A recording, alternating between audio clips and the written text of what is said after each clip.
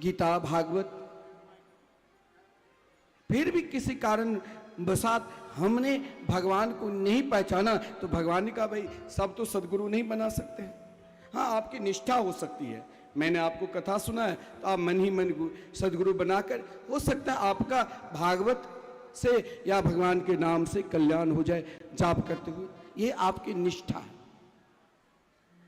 लेकिन अगर भगवान की कृपा, शास्त्र की कृपा, सदगुरु की कृपा, यानी आपका मन सत्संग में ना लगे तो मान लेना अभी मेरे ऊपर कोई सदगुरु महापुरुष की कृपा नहीं है। और यहाँ के श्रोता के विषय में मैं कह ही नहीं सकता हूँ, इनकी निष्ठा तो महाराज प्रारंभ में ही कथा से पूर्व आकर ही भागवत पंडाल में बैठकर भगवान की कथा श्रवण करते, तब है आत्म कृपा। आत्म कृपा क्या होता है? कारण कहीं ना कहीं अगर हम अशांति में हैं, दुख में हैं, व्यथा में हैं, भगवान ने मानव शरीर दिया, शास्त्र प्रदान कर दी, सदगुरु प्रदान कर दी, फिर भी अगर हम दुखी है तो वहाँ आत्म कृपा, स्वयं को अपने आप को मंथन करने की जरूरत है, वहाँ दूसरों को सहारे की जरूरत ही नहीं।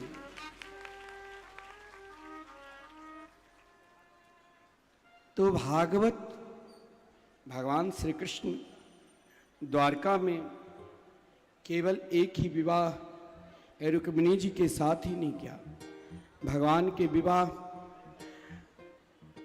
द्वारका में, देखिए भगवान कितनी दयालु। जामवती एक भालू की पुत्री को भी अपनी पत्नी के रूप में स्वीकार किया। सत्यभामा, कालिंदी, मित्रवृंदा, सत्या, लक्ष्मणा, भद्रा, अनेकों देवांगनाएं को अपनी रानी के रूप में स्वीकार किया। भौमासुर को मारकर भगवान ने 16,100 विवाह की, और लेकिन भगवान के टोटल 16,108 रानी पटरानी हैं। आप सोचोगे कि भगवान द्वारका में रहकर 16,108 विवाह क्यों किए? तो आप ये बात सोच लेना कि भगवान ने द्वारका में रहकर केवल 16,108 विवाह किए। भगवान केवल 16,108 नहीं, केवल हम जानते हैं कि श्री कृष्ण ने द्वारका में निवास किया तो 16,108 विवाह किए, लेकिन भगवान हम सब से, संसार में जितने भी पुरुष हैं, जितने भी स्त्रियां हैं, सब एक जीवात्मा है, और परमात्मा एकमात्र पुरुष स्वरूप। जैसे हम भगवान की शास्त्रार्चन करते हैं, शालिग्राम भगवान का स्नान करते हैं तो पुरुष सूक्त बोलकर, तो पुरुष स्वरूप एकमात्र कौन है? तो श्री कृष्ण। मीराबाई एक बार वृंदावन आई, श्री कृष्ण रस को प्राप्त करने के लिए, श्री कृष्ण तत्व को प्राप्त करने के लिए एक संत, श्रेष्ठ संत के निकट गए, श्री सनातन गोस्वामी के पास। तो जब उनके निकट गए तो किसी स्त्री से मिलते ही नहीं थे। शिष्य से कहा कि अभी गुरुजी नहीं मिले। तो मीराबाई ने कही, मैंने आज तक जगत में पुरुष स्वरूप तो एकमात्र श्री कृष्ण की आराधना की, और बाकी तो समस्त प्राणी जीवात्मा है। तो हमें अपने जीवन में यह कभी सोचना ही नहीं चाहिए कि श्री कृष्ण 16,108 विवाह की।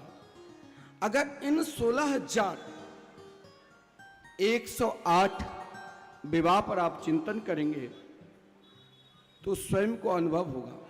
16,000, जैसे वेद में 1 लाख मंत्र है 80,000 कर्म कांड में, 4,000 ज्ञान कांड में और 16,000 उपासना कांड में। अब संसार के ऐसा कोई भी प्राणी नहीं है जो उपासना नहीं करते। हम उपासना क्यों करते हैं भाई? कुछ ना कुछ लक्ष्य होगा ना। कोई सोमवारी करके उपासना करते हैं, तो आज मंगलवार है, बहुत लोग मंगलवारी करके उपासना करते हैं। कोई बुध, कोई बृहस्पतिवार, कोई शुक्रवार, कोई शनिवार, कोई रविवार, सप्ताह में कोई ना कोई उपासना के अंश बना हुआ। किस लिए? कि शांति के लिए। किस लिए? कि मन में आनंद मिले, सुख मिले, घर परिवार सुखी रहे। लेकिन कभी कभी हम जिस उपासना को उपासना मानकर करते हैं, हम तो एक तरफ व्रत कर रहे हैं और दूसरी तरफ दूसरों की निंदा कर रहे हैं। स्वयं अपने अंदर मत्सर रखकर हम उपासना करते हैं। अब इसमें भगवान का कोई दोष नहीं। भगवान ने कहा तेरा उपासना मैं तब ही स्वीकार करूंगा जब तुम पूर्ण रूप से मुझे स्वीकार कर लोगे। बोले कन्हैया कैसे स्वीकार करूं, किस प्रकार स्वीकार करूं? तो उपासना देखिए, केवल हम लोग कभी कभी महाराज अगर कार्य नहीं बनता है तो ये शरीर है, क्रोध भी आ जाता है, ईर्ष्या भी आ जाती है और कभी मन दुखी भी हो जाता है। करूं तो करूं क्या? हर पल हर क्षण चाहता हूं कि मुस्कुराहट बनी रहे। किसके शरण में जाऊं जो मुस्कुराहट ला दे? तो स्वयं उपासना, स्वयं व्रत भी तप किया। हम जिनके तप करते हैं, जिनकी उपासना करते हैं, कोई समाज की सेवा करते हैं, यह भी एक तप है। कोई राष्ट्र की सेवा करते हैं, यह भी एक तप है। कोई घर परिवार माता पिता की सेवा करते हैं, यह भी तप है। कोई विद्या अध्ययन करते हैं, यह भी एक उपासना है। कोई धन उपार्जन के लिए महाराज परिश्रम करते हैं, यह भी उपासना है। कोई प्रतिष्ठा के लिए उपासना करते हैं, यह भी भगवान के निकट है।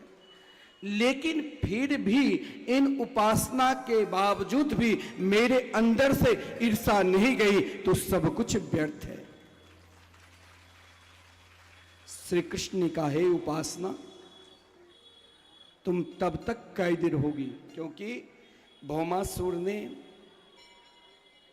प्रतिज्ञा की थी कि जिस दिन 21,000 देवांगनाओं के साथ हम विवाह करेंगे, जिस क्रम में माता अदिति की कानों की कुंडल और देवराज इंद्र के छत्र ले लिया था।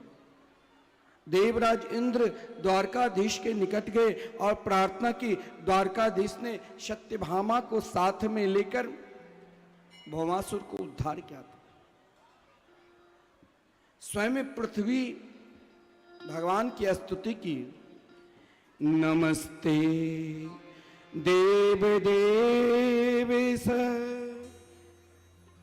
शंख चक्रे गदाधर भक्तो भक्तेषु पातिरूपाय परमात्मनं नमस्तुते। समस्त पृथ्वी ने, पृथ्वी के समस्त स्वरूप ने भगवान से यही प्रार्थना की, प्रभु आपने इन उपासना को, जिन देवांगनाओं को भगवान ने रक्षा की, वो कोई साधारण देवांगनाएं नहीं थी, वो वेद की ऋचाएं उपासना थी। उन उपासनाओं ने कहा कन्हैया मैंने देख लिया लोग ने बहुत व्रत की, कोई थोड़ा सा दान भी कर लिया तो दिन में 10 बार कहते हैं मैं बहुत बड़े दानी हो गए, जब तक वो अपना नाम नहीं कहेगा मेरा नाम ले। हर जगह लोगों की उपासना, और उन उपासना को देखकर लोग अशांति में हैं। हे श्याम सुंदर आप मुझे स्वीकार कर लो। भगवान ने कहा आओ तुम सब मेरे निकट आओ। भगवान ने उन 16,000 रानियों को स्वीकार किया। अब प्रश्न उठता है 100 कौन है? उपनिषद। उपनिषद अनेक प्रकार के हैं, लेकिन 100 उपनिषद भी कोई बहुत बड़े बड़े ज्ञानी हैं, अपने अपने ज्ञान के द्वारा, कोई बहुत बहुत बड़े धर्मात्मा हैं, अपने अपने अनुसार अपने धर्म की व्याख्या करते हैं। फिर भी अनेकानेक धर्म की आप व्याख्या कर लो, अनेकानेक शास्त्र पुराण की व्याख्या कर लो, लेकिन जिस दिन तेरा मन बांके बिहारी के चैनार बिंद में नहीं लगेगा, उस दिन महाराज आनंद मिलेगा ही।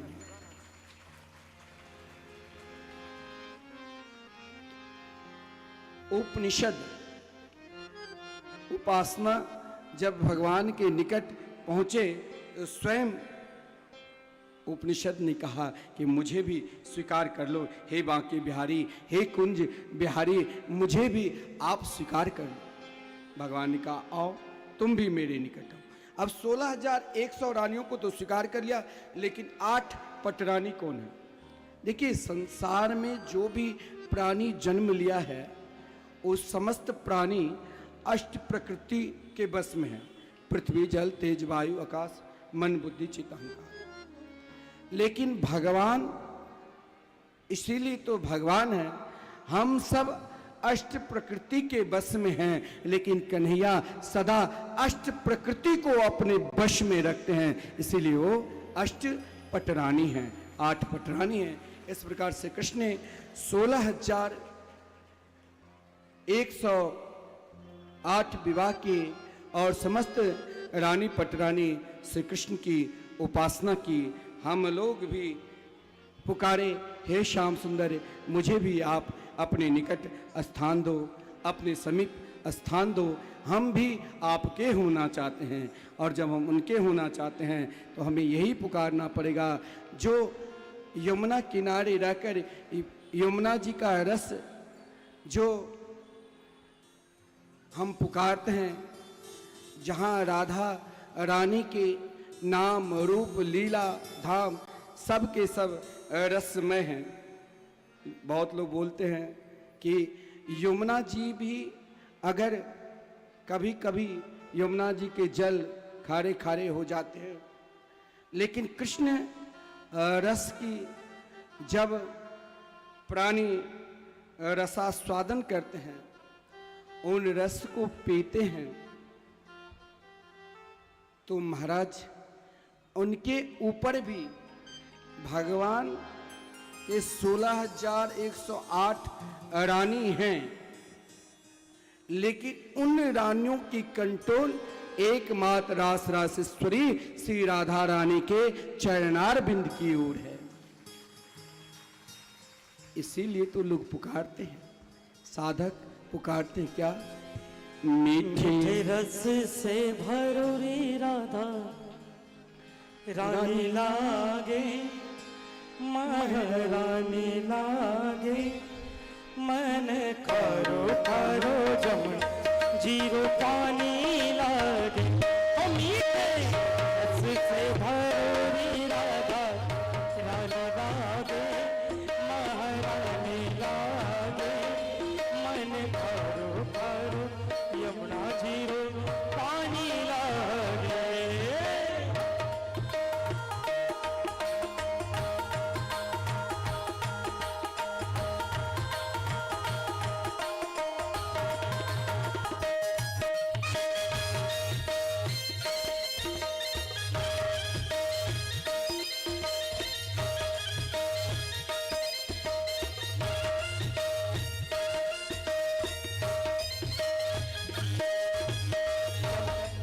तो कारी कारी राधा गोरी गोरी, तो कारी कारी राधा गोरी गोरी, वृंदावन में धूम मचावे बरसाने की छोरी, वृंदावन में धूम मचावे बरसाने की छोरी। अरे यमुना जी तो कारी कारी राधा गोरी गोरी, यमुना जी तो कारी कारी राधा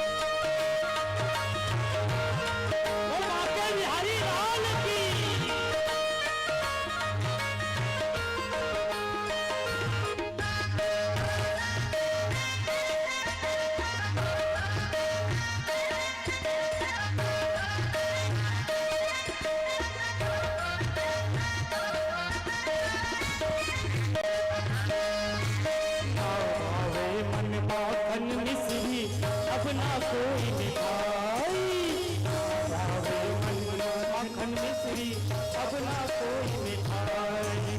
मारी जीवन यानी भावे राधा नाम मलाई, मारी जीवन यानी भावे राधा नाम मलाई।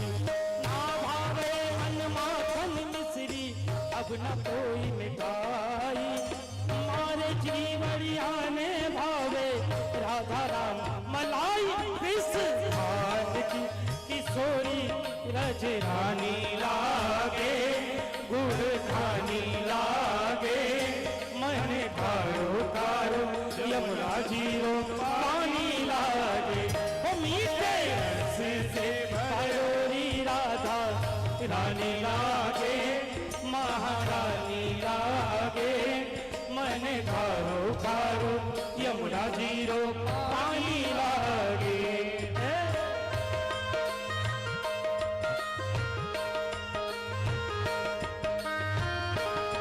राधा रानी सरकार की जय हो।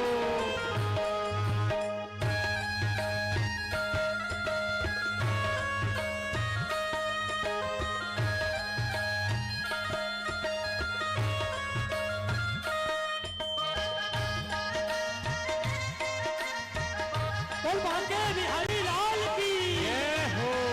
सभी स्थान से अपने घूमे।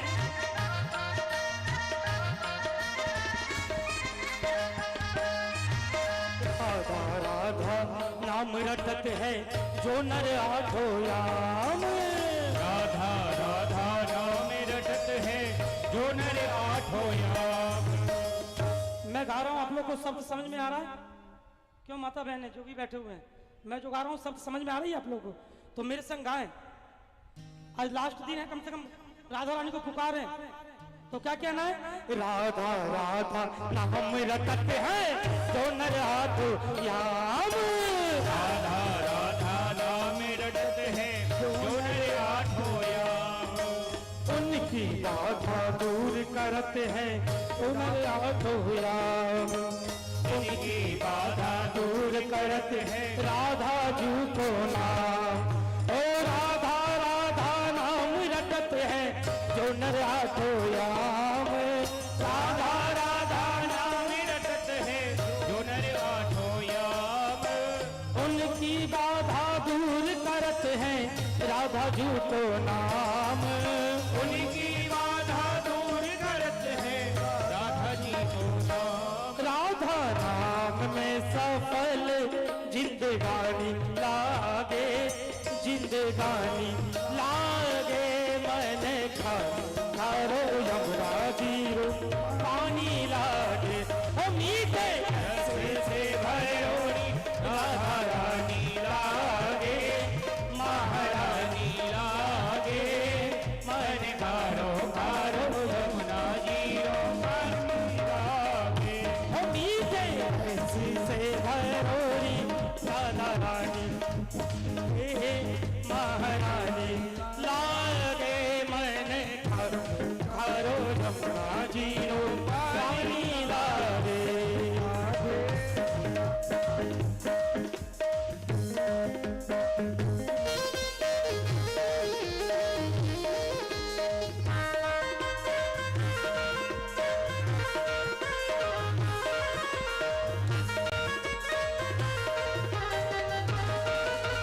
श्री लाल है।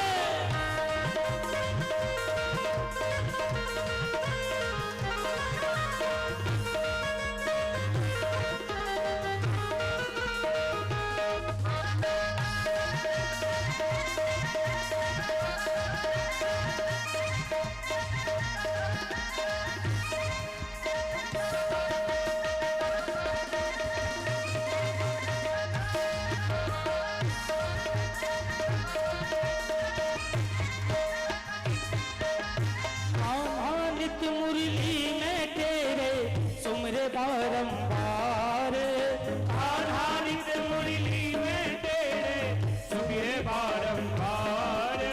कोटिन रूप धरे मन मोहन भव न पावे पार, कोटिन रूप धरे मन मोहन भव न पावे पार। रूप रंग की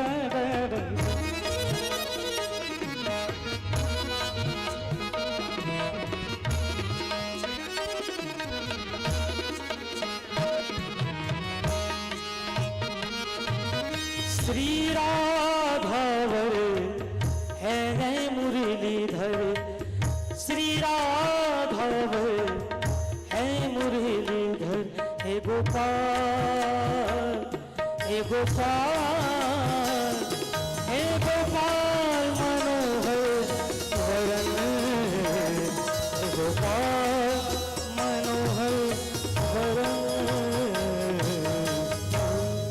श्री वृंदावन बिहारी लाल की जय। जय जय श्री राधे। श्रीमद् भागवत महापुराण में भागवत के जितने भी प्रसंग हैं, चाहे भगवान ने पुंडरक का उद्धार किया तो भगवान के निकट पाखंड बिल्कुल नहीं चलता है। भगवान समाज को दिखा रहे हैं कि स्वयं भगवान रहकर भी रासु यज्ञ में झूठन पत्तल उठाए। आदरणीय श्रीमान सुखदेव जी से महाराज परीक्षित ने प्रश्न किया, भगवान कोई ऐसी कथा श्रवण कराओ जिन कथा को सुनकर परमात्मा के हृदय में प्रेम जगे, परमात्मा के प्रति समर्पित भाव जगे। देखिए, श्रीमद् भागवत महापुराण में दो जगह महत्वपूर्ण प्रश्न था और दोनों जगह महाराज परीक्षित ने अपने गुरुदेव भगवान सुखदेव जी से प्रार्थना की, हे प्रभु कोई ऐसी कथा श्रवण कराओ जिससे श्री कृष्ण के चरणारविंद में प्रेम जगे।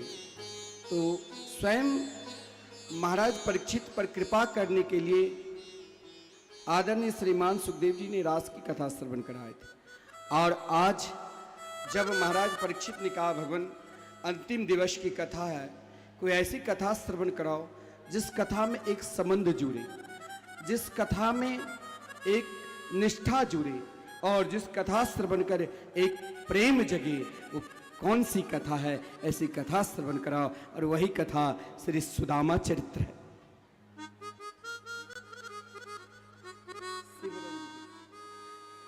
सुदामा चरित्र बड़ा विलक्षण प्रसंग है। देखा जाए, एक मित्र का संबंध व्यक्ति बहुत जल्दी भूल जाता है। कोई समाज में आपके साथ जुड़े हुए हैं, आपके साथ लगे हुए हैं, किसी कारणवशात कोई घटना हो जाती है या कोई कारण बन जाता है और महाराज शक्ति केवल शरीर की ही शक्ति नहीं कहा गया, इस कलयुग में शक्ति धन की शक्ति कहा गया है। वो मेरे बहुत प्रिय मित्र है। लोग भी व्यवहारिक में बोलते हैं, भाई कल तक जो मेरे पास मेरे घर पर आकर बैठता था और आज मुझे छोड़कर चला गया, क्योंकि अब मेरे पास कोई शक्ति नहीं है। जब आपके पास शक्ति नहीं है, प्रभाव नहीं है, आप बहुत बड़े हो गए और आपके मित्र निर्धन, उनके अंदर कोई प्रभाव नहीं है, आप छोड़ देते। समाज में भी देखा जाता है, आपस में भी देखा जाता है, अरे वो बहुत बड़ा है, हम बहुत छोटे हैं, उनके पास हमें पहुंच भी नहीं मिलेगा। लेकिन यहां देखो, यहां एक विश्वास और एक संबंध और एक समर्पित। आज की कथा में 3 विषय पर आदरणीय श्रीमान सुखदेव जी ने अधिक जोर दिया था। विश्वास के ऊपर, संबंध के ऊपर और समर्पित भाव के ऊपर। एक मित्र महाराज, जिनकी सारी व्यवस्था को कौन वर्णन कर सकते हैं, जो द्वारका के राजा है, लाखों करोड़ों महाराज दास दासियां, सोने का महल, और एक मित्र विपन्न गरीब, ना खाने के लिए कोई अन्न ना पहनने के लिए कोई वस्त्र, और ना ही महाराज रहने के लिए कोई महल। एक छोटी सी कुटिया जब थी सुदामा के पास, और जब बारिश होती थी तो बारिश के समस्त जल सुदामा की कुटिया में। लेकिन एक विश्वास देखो, एक याद देखो, हम भूल जाते हैं। भैया आप तो क्या, अब यहाँ बहुत लोग हमें मिले होंगे, आप हमें जानते होंगे, हम भी शायद आपको मुख से पहचान ले, संपर्क रहता है तभी। लेकिन श्री कृष्ण और सुदामा जी का जो संबंध है वो केवल महाराज सुदामा के विवाह हो गए, बच्चे हो गए, और पत्नी की प्रेरणा से भगवान के निकट के यहां से ही एक मित्रता की महाराज जड़ बहुत गहराई होती है। यहां देखा जाए तो गुरुकुल में भी उनका संबंध श्री कृष्ण से बहुत गहराई था। जिस दिन सुदामा बाल्यावस्था में जिनके माता पिता चले गए गुरुकुल में, अब तो गुरुकुल बहुत कम ही है, वृंदावन में भी महाराज गुरुकुल का बहुत नियम था। जब हम 1990 में गुरुकुल में थे तो वहाँ ठीक एक बार भोजन, अब तो सारी व्यवस्था है, एक बार भोजन और 4 बजे उठो और बैठ जाओ हवन पर, वेद मंत्र का उच्चारण करो, और फिर अगर आपको 10 बजे भोजन चाहिए तो उतना भिक्षा लेकर आओ, तभी गुरुकुल में आपको भोजन मिलता था। कोई कोई बहुत निकट अगर आचार्य के हो जाते हैं तो आचार्य उनको काम दे देता है, तुम मेरे पास ही रहो। वही सुदामा जी अपने गुरुकुल, जहां महाराज महाकाल भगवान विराजमान है, उज्जैन क्षेत्र शांतिपन ऋषि के आश्रम में, तो सब जंगल समधा लेने के लिए जाया करते थे, लेकिन सुदामा को कोई कार्य ही नहीं मिला, क्योंकि सुदामा गुरुदेव के बहुत प्रिय थे। गुरुदेव ने कहा तुम मेरे निकट रहो और यही विद्या अध्ययन। गुरुकुल में रहकर अगर शिष्य ब्रह्मचारी सेवा न करे तो विद्या की प्राप्ति नहीं होगी।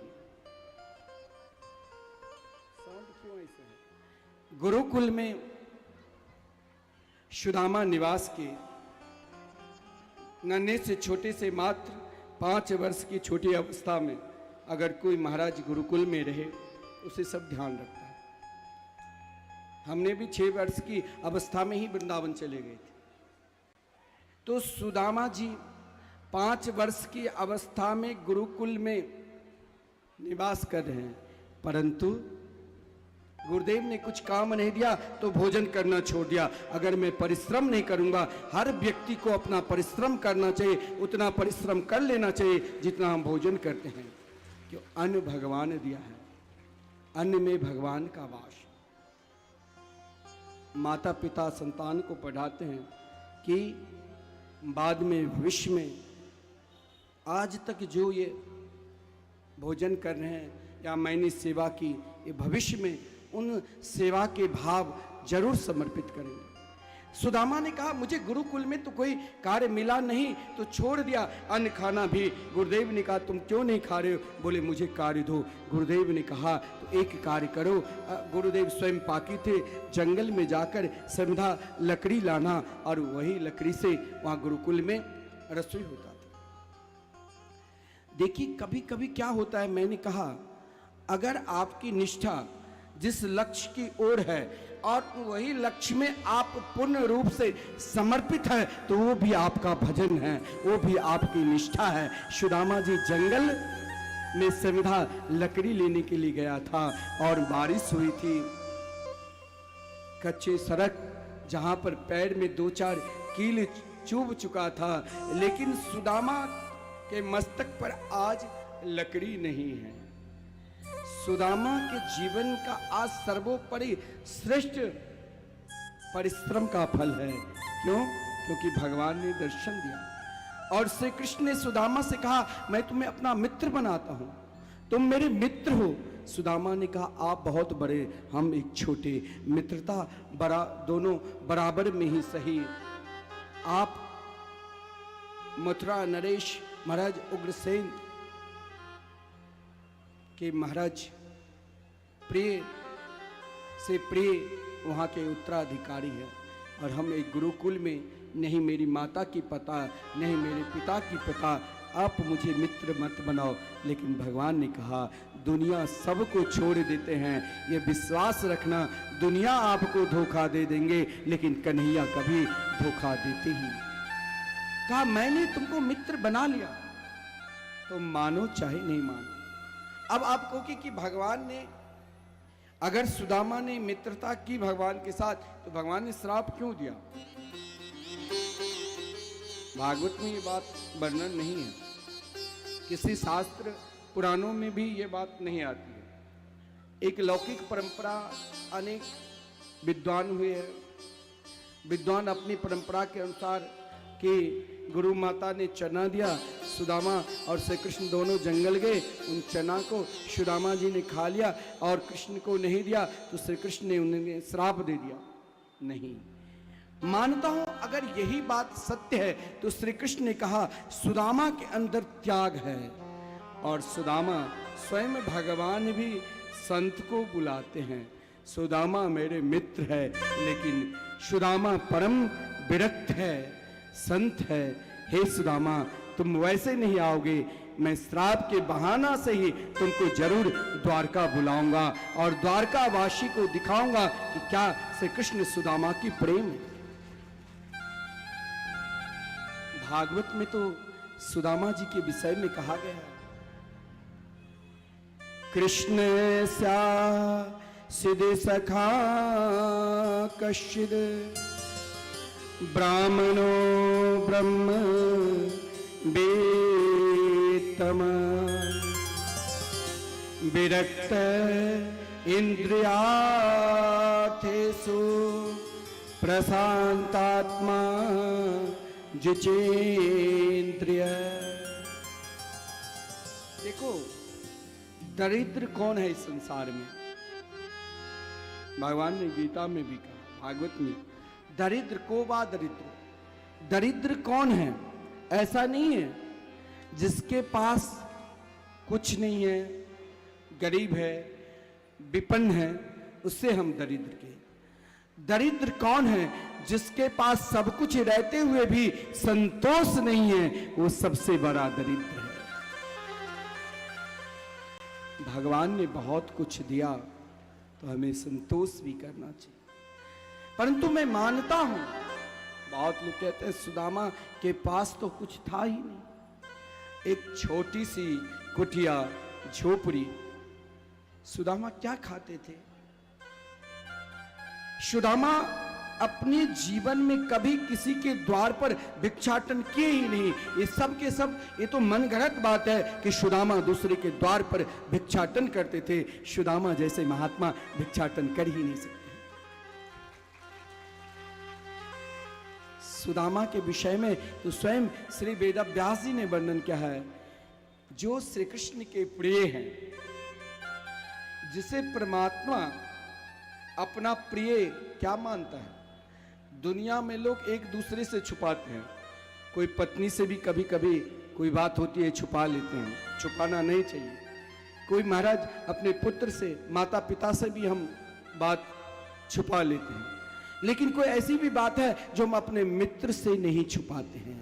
मित्र कभी कभी सबसे प्रिय हो जाता है, इसलिए भगवान ने सुदामा को अपना मित्र ही कहा, तुम मेरे सखा बनकर ही रहना, क्योंकि मैं, हो सकता है संसार के प्राणी मुझसे कुछ न कुछ छुपा ले, लेकिन सुदामा तुम मेरे मित्र हो, तुम कभी मुझसे कुछ छुपाना ही नहीं, तुम मेरे सखा हो। जिसे कृष्ण स्वयं अपना सखा माने, जिसे कृष्ण स्वयं अपना मित्र माने, और स्वयं श्रीमद् भागवत महापुराण में भी कहा है, सुदामा भगवान श्री कृष्ण के प्रिय सखा थे। हाँ, ब्राह्मण वृत्ति उनका जो कार्य था, घर में तो कुछ था नहीं, एक छोटी सी कुटिया, बारिश होती थी और बारिश का जल वही कुटिया में भर जाता था, और जब घर में कुछ था नहीं तो खाता क्या था? जब किसान फसल काट कर घर पर ले आते और वहां पर अन्न जो गिरता, वही अन्न को सुदामा एक एक अन्न को बींगता था। एक बार भगवान के नाम, श्री कृष्ण नाम, तो एक बार अन्न को बींगा। सुबह से शाम तक जितने ही धान चावल होता था उसे सुशीला तैयार करती, और सुशीला तैयार करने के बाद 2-4 टिक्कर बनाकर भगवान को समर्पित करते। स्वयं सुदामा जी बच्चे को और उसके पश्चात अपने ग्रहण करते। कभी कभी बारिश होती तो महाराज वो अन्न भी नहीं मिलता। हम अपने घर में एक दिन व्रत उपासना करते हैं तो ना जाने 2-4 दिन पहले ही, भाई 11 तारीख को निर्जला एकादशी है तो बहुत लोग एकादशी की व्यवस्था आज से ही करने लग जाएंगे कि अभी तो भाई चलो मखान भी ले आऊं, सबसे बढ़िया मखान के साथ दूध 2-4 लीटर हो जाए, और अभी तो आम है ही, उसमें आम भी 2-4 आम रस बनाकर दिन रात फलाहार करते रहेंगे। एकादशी है, निर्जला एकादशी। हमें तो केवल खाना है, लेकिन सुदामा के घर में यह व्यवस्था ही नहीं। कभी कभी तो 15-15 दिन तक सुदामा स्वयं भूखे रहते थे। नन्हे से छोटे से सुदामा के बेटा रोता तो उसकी माँ वही चावल को पीस कर घोल कर, पड़ोसी के बेटा दूध पीता तो उसकी माँ दूध के बदला चावल के पानी पिला देते, लो बेटा पी लो। दोनों बच्चे रोने लग जाते, सुदामा उन्हें शांत करता, सुशीला शांत करता। सुदामा घर में रहकर, परिवार में रहकर, बच्चे संतान है उनके साथ रहकर, फिर भी एक विरक्ति की तरह, विरक्त भाव से रहता था। विरक्त ऐसा नहीं जो महाराज दुनिया को दिखाए विरक्त है, लेकिन घर परिवार सब में आसक्ति भरा हुआ।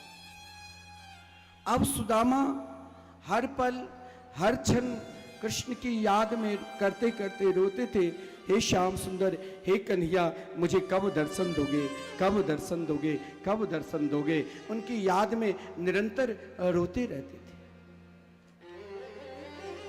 और महाराज उनकी इंद्रियां, कहा गया है इंद्रियार्थेषु, जीवन में हमारे अंदर भी, इस शरीर के अंदर 10 इंद्रियां हैं।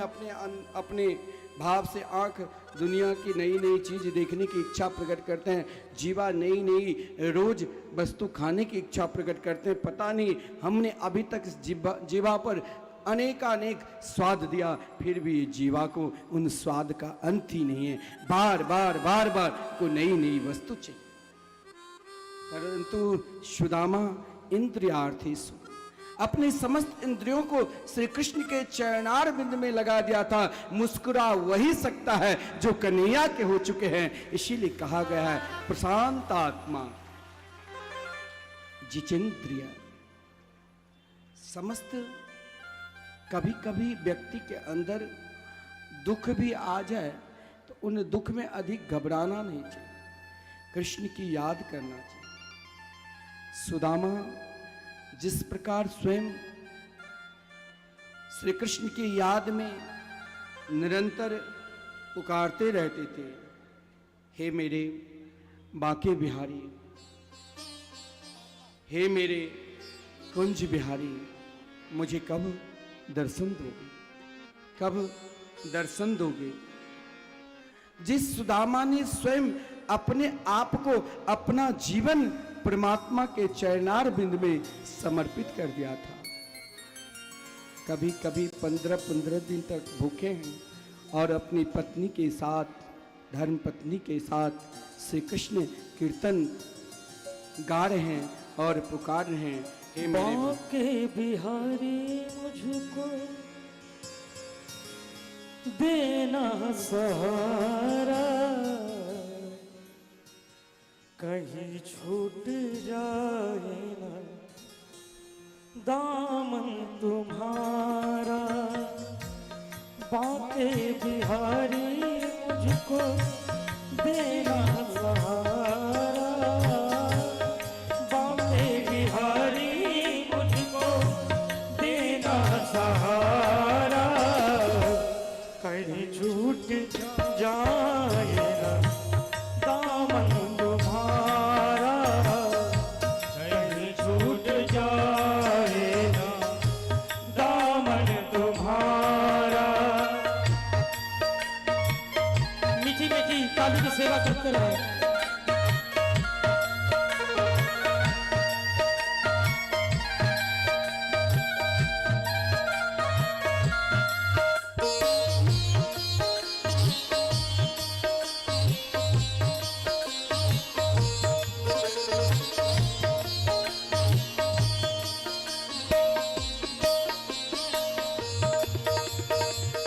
तेरे सिवा दिल में समाए ना कोई, तेरे सिवा दिल में समाए ना कोई, लगन का ये दीपक बुझाए ना कोई, लगन का ये दीपक बुझाए ना कोई। तेरा नाम मुझको है प्राणों से प्यारा, तेरा नाम मुझको है प्राणों से प्यारा, कहीं छूट जाए दामन तुम्हारा, कहीं छूट जाए ना दामन तुम्हारा। बांके बिहारी लाल की जय हो।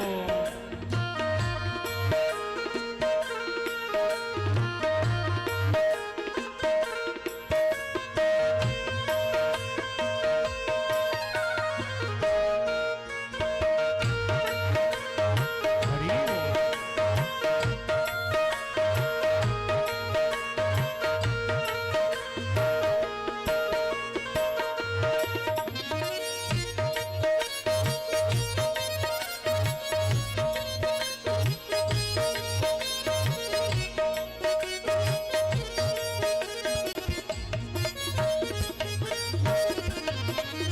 तेरे नाम का गान गाता रहूं मैं, तेरे नाम का गान गाता रहूं मैं, सुबह शाम तुझको रिझाता रहूं मैं, सुबह शाम तुझको रिझाता रहूं मैं।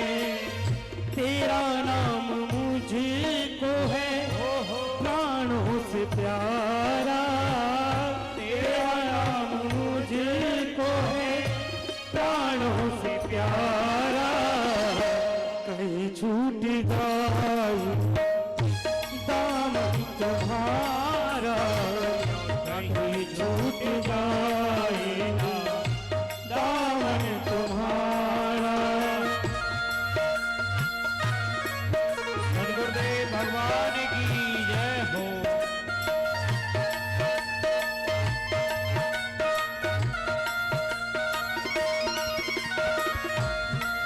श्री राम।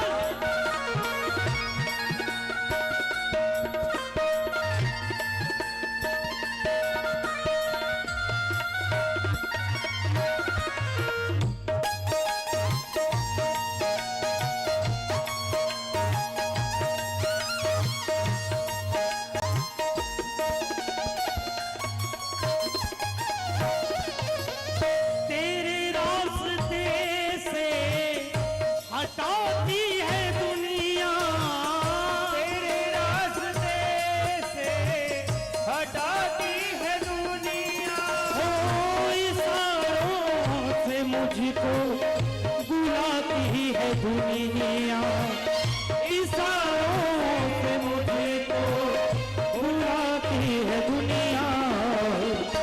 देखूं न हरगिज में दुनिया का इशारा, देखूं न हरगिज में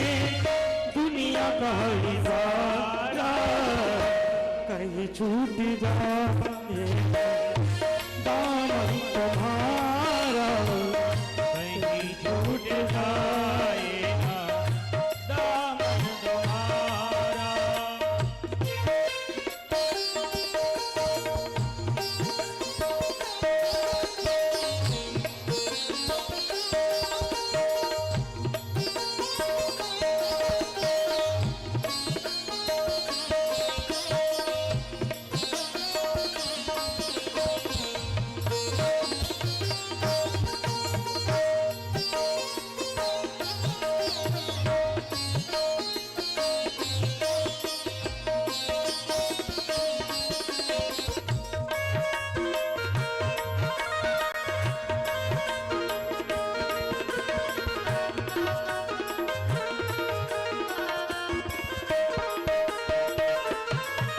बड़ी भूल की जो मैं दुनिया में आया, बड़ी भूल की जो मैं दुनिया में आया, मूल भी खोया और ब्याज भी गवाया, मूल भी खोया और ब्याज भी गवाया। दुनिया में मुझको ना भेजना दोबारा, दुनिया में मुझे को ना भेजना दोबारा। कहीं छूट जाए ना दामन तुम्हारा, कहीं छूट जाए ना दामन तुम्हारा।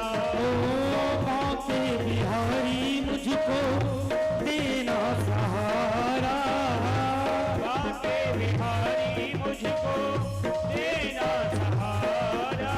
ओ कहीं छूट जाए ना दामन तुम्हारा, कहीं छूट जाए ना दामन तुम्हारा, कहीं छूट जाए ना दामन तुम्हारा।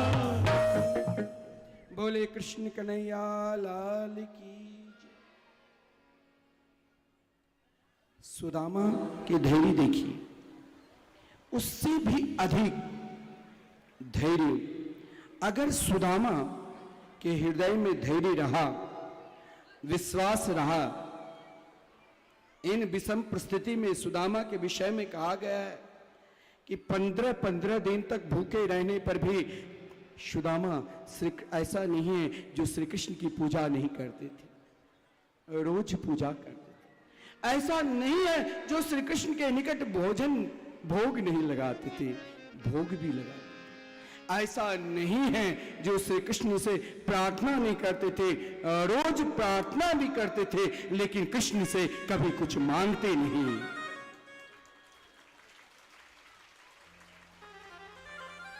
कन्हैया मुझे तुमसे कुछ मांगना नहीं, तुम तो मेरे अंदर ही विराजमान रहो।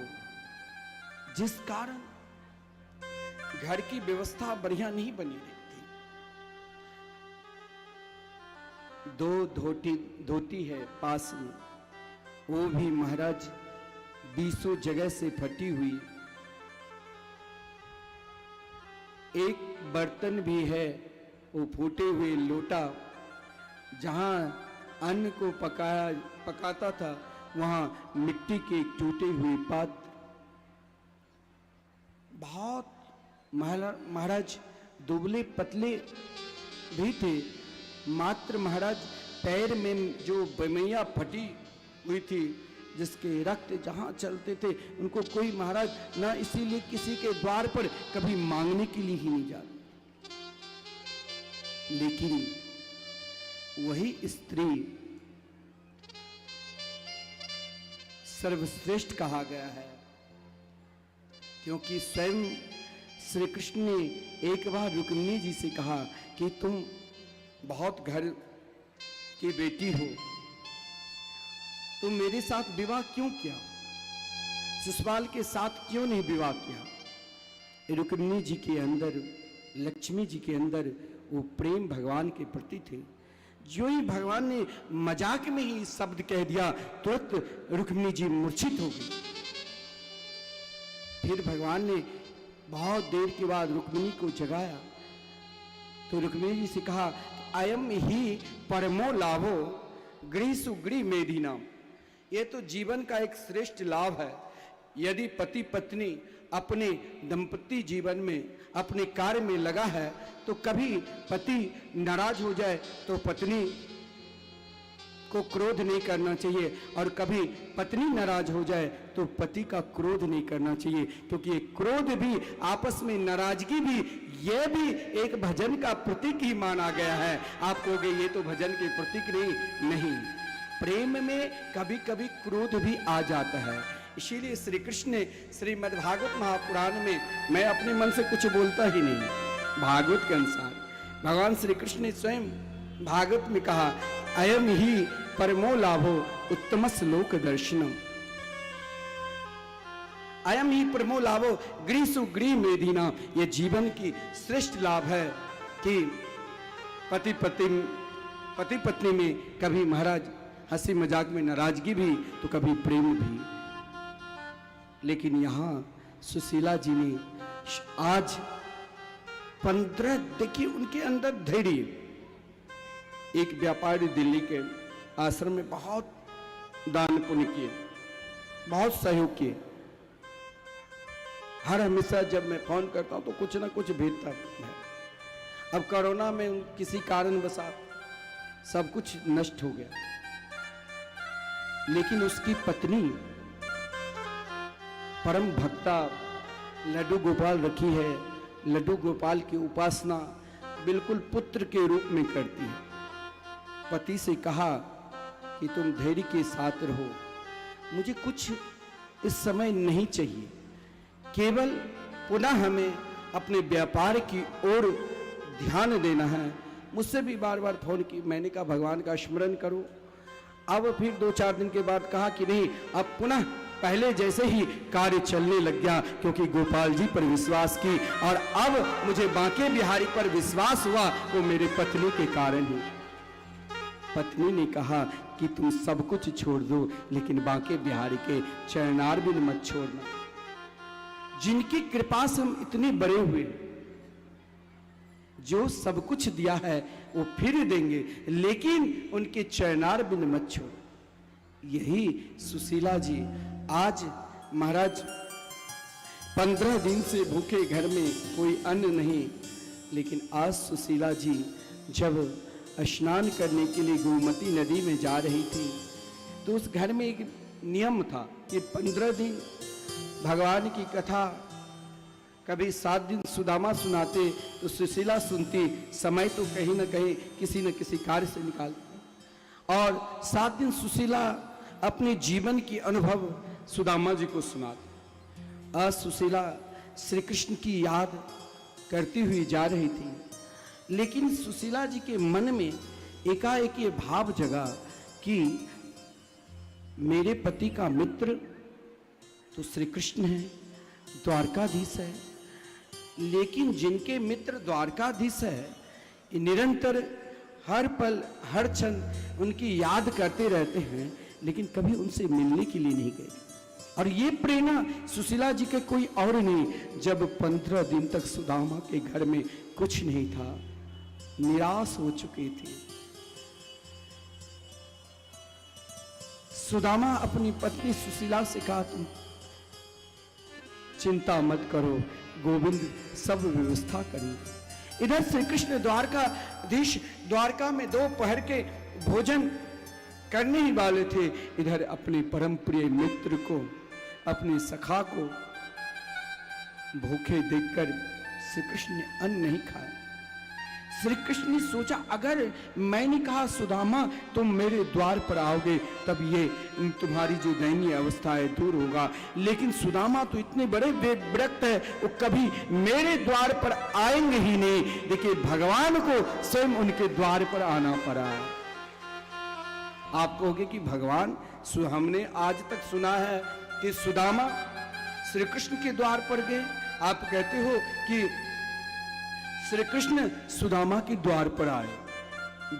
एक बार कौन के हजारों बार श्री कृष्ण किसी न किसी रूप बनाकर सुदामा की याद आते, सुदामा उनकी चाल ढाल से ही समझ जाते।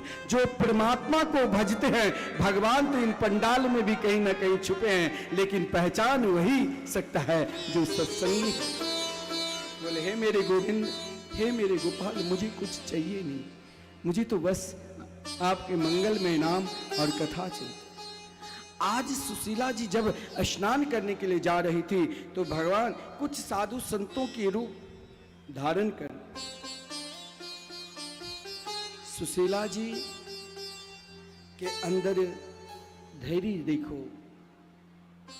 उन अवस्था में भी श्री कृष्ण की याद करती, पुकारती थी, श्री कृष्ण की मंगल में नाम का जाप करती थी। इधर श्री कृष्ण ने संत के रूप धारण कर बार बार सुशीला जी के पीछे पीछे जाकर कहा, जिनके मित्र स्वयं द्वारकाधीश है, उन सुदामा की कुटिया को जरा तो देखो, इनकी दीन दशा को देखो। जिनके मित्र स्वयं करुणा निधान है, उन करुणा निधान के मित्र की दशा तो देखो। एक बार नहीं, भगवान ने 100 बार याद दिला। पत्नी तो वही पत्नी है जो अपने पति के हर कार्य में साथ दे, हर कार्य में समाज के लिए जुड़े हैं, भगवान के लिए जुड़े हैं, व्यापार के लिए जुड़े हैं, हर कार्य में साथ दे। आज देखो सुशीला जी कितनी विदुषी थी, कितनी ज्ञानी थी। शास्त्र में कहा गया है, जो कम बोलते हैं ना, वो असत्य कम बोल सकता है। ज्यादा बोलने वाला ज्यादा झूठ बोलते हैं, कम बोलने वाला बहुत कम असत्य बोलते हैं। सुशीला जी बहुत कम बोलती थी। आज सुशीला जी जो आज तक जीवन में, ये देखो प्रेम, सुदामा में, अब समाज में प्रेम नहीं है। आजकल तो महाराज अगर पति ने पत्नी को डांट लगा दी तो कल दोनों कोर्ट पहुंच जाते हैं कि अब हम दोनों की अलग तलाक देने का कोई महाराज ऐसा कागज बना दो, क्योंकि बार बार मुझे डांट दे। सोना चांदी नहीं दिया, धन नहीं दिया, तो बार बार महाराज कहते हम अलग हो जाए। लेकिन यहां भूखे 15 दिन से पड़े हैं, फिर भी सुशीला की निष्ठा देखो, सुशीला की प्रेम देखो, कभी सुदामा को उदास नहीं होने दिया। उनके हर कार्य में उनके साथ तैयार रहती थी कि आप क्यों उदास हैं, आप एक कदम आगे बढ़ेंगे तो हम भी आपके साथ कदम कदम मिलाकर चलेंगे। लेकिन एक बात आज मैं कहूं, आज तक सुशीला वही है जिसने सुदामा को श्री कृष्ण के निकट मांगने के लिए कभी भेजा नहीं। और आज कहा कि मैंने सुना है कुछ संतों से, आपने नहीं कहा कि आपके मित्र द्वारकाधीश है, श्री कृष्ण है जो द्वारका के राजा। एक बार जिनके याद में हम रोते हैं, जिनके नाम ले लेकर हम पुकारते हैं, जिनकी कथा अमृत का हम रसास्वादन करते हैं, एक बार तो उन कृष्ण से आप मिलकर तो आओ, तुम मेरे लिए वही कार्य कर दो। अब देखिए, यही तो श्रद्धा। एक पत्नी अपने पति से अधिक याचना ना करे तो पति का पूर्ण कर्तव्य यही होता है, जो अपनी पत्नी को सर्वस्व धन सारा चीज उनके हवाले छोड़ दे, कि क्योंकि ये धन का सही उपयोग करेगा और हमें सत्कार्य में लगाएगा, हमें परमात्मा से मिला देगा। सुदामा जी के नेत्र सजल हो गए कि सुदाम धन्य हो सुशीला, हर स्थिति में जब से तुम मेरे घर में आई हो मैंने तुम्हें कुछ सुख नहीं दिया, लेकिन आज तुमने मेरे जीवन में वो सुख प्रदान कर रही हो जिसे मैं कभी सोचा ही नहीं था। तुम मुझे कहां भेज रही हो? भगवान के निकट, द्वारकाधीश के निकट। मैं क्या दूं सुशीला, मेरे पास तो कुछ नहीं है, लेकिन मैं विश्वास दिलाता हूं मेरे कन्हैया तुम्हें सर्वस्व देंगे। मुझे कृष्ण चाहिए तो मैं कन्हैया से कहूंगा सुशीला मेरी पत्नी सदा बनी रहे। तुम धन्य हो। स्वयं श्री सुदामा जी ने कहा कि अयम ही परमो लाभो उत्तम श्लोक दर्शनम। हे सुशीला, मैं कहां तक तुम्हारी गुणगान करूं, कहां तक तुम्हारी प्रशंसा करूं। आज तक तुमने नहीं सोना चांदी जवाहरत, नहीं अन्न किसी का याचना नहीं की, नहीं घूमने की, लेकिन याचना की भगवान की कथा की। धन्य हो, तुम मुझे कृष्ण से मिलाने के लिए भेज रही हो। हम आज अभी जाएंगे। लेकिन सुशीला, तुम तो जानती हो, तुम परम विदुषी हो। शास्त्र में कहा गया है कि 3 जगह कभी खाली हाथ जाना ही नहीं चाहिए। भगवान के निकट, यानी मित्र, एक मित्र जो हम नित्य मिलते हैं 1 साल 2 साल में कभी, तो मित्र के पास, और बेटी ससुराल में है तो बेटी के पास, और सदगुरु के पास। यहां कुछ न कुछ तुलसी पत्र ही लेकर जाओ, एक पुष्प लेकर ही जाओ, लेकिन जाओ, तुम जाओगे भगवान को दोगे तो तब ही, न तो भगवान तुम्हारी झोली को भर देंगे।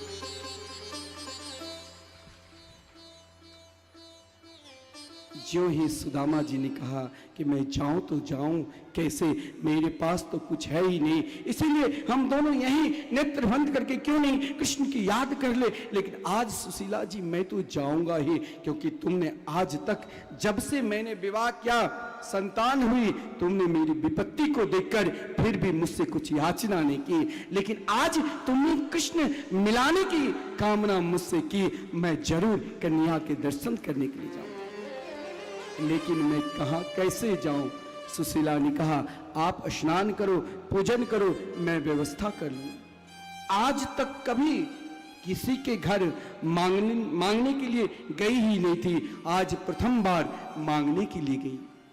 4 घर में 4 रंग के चिरवा चूड़ा मिला, और यह 4 रंग के चावल, कोई मोटा दिया, कोई पतला दिया।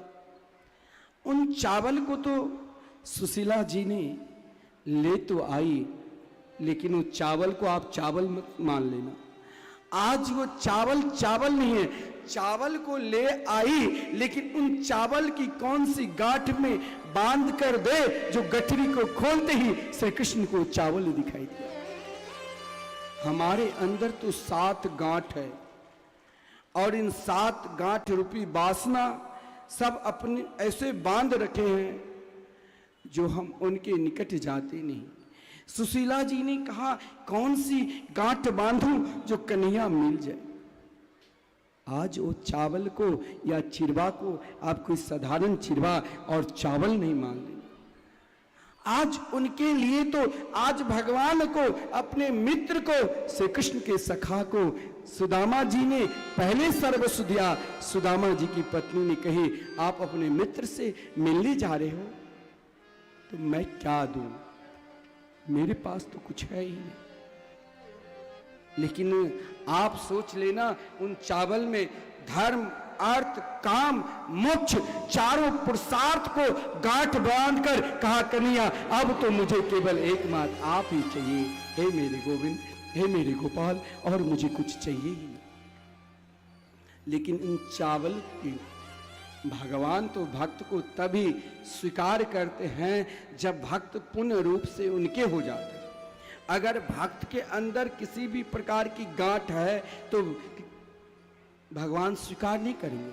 और चावल हम तब खाते हैं जब वो पूर्ण रूप से पक जाता है। अगर चावल बढ़िया जैसे पका नहीं, कमजोर रसोईया है, तो 4-5 बार चावल को निकाल कर बार बार देखते हैं कि कहीं गांठ न रह जाए, अपच हो जाएगा। देखिए, चावल जब पूर्ण रूप से खिल जाता है तब ही हम भात को खाते हैं। और देखा जाए तो भात और भक्त दोनों एक ही महाराज शब्द से बनता है। भात और भक्त को बहुत कठोरता में से आना पड़ता है। भाई धान को लोहे के कील से हम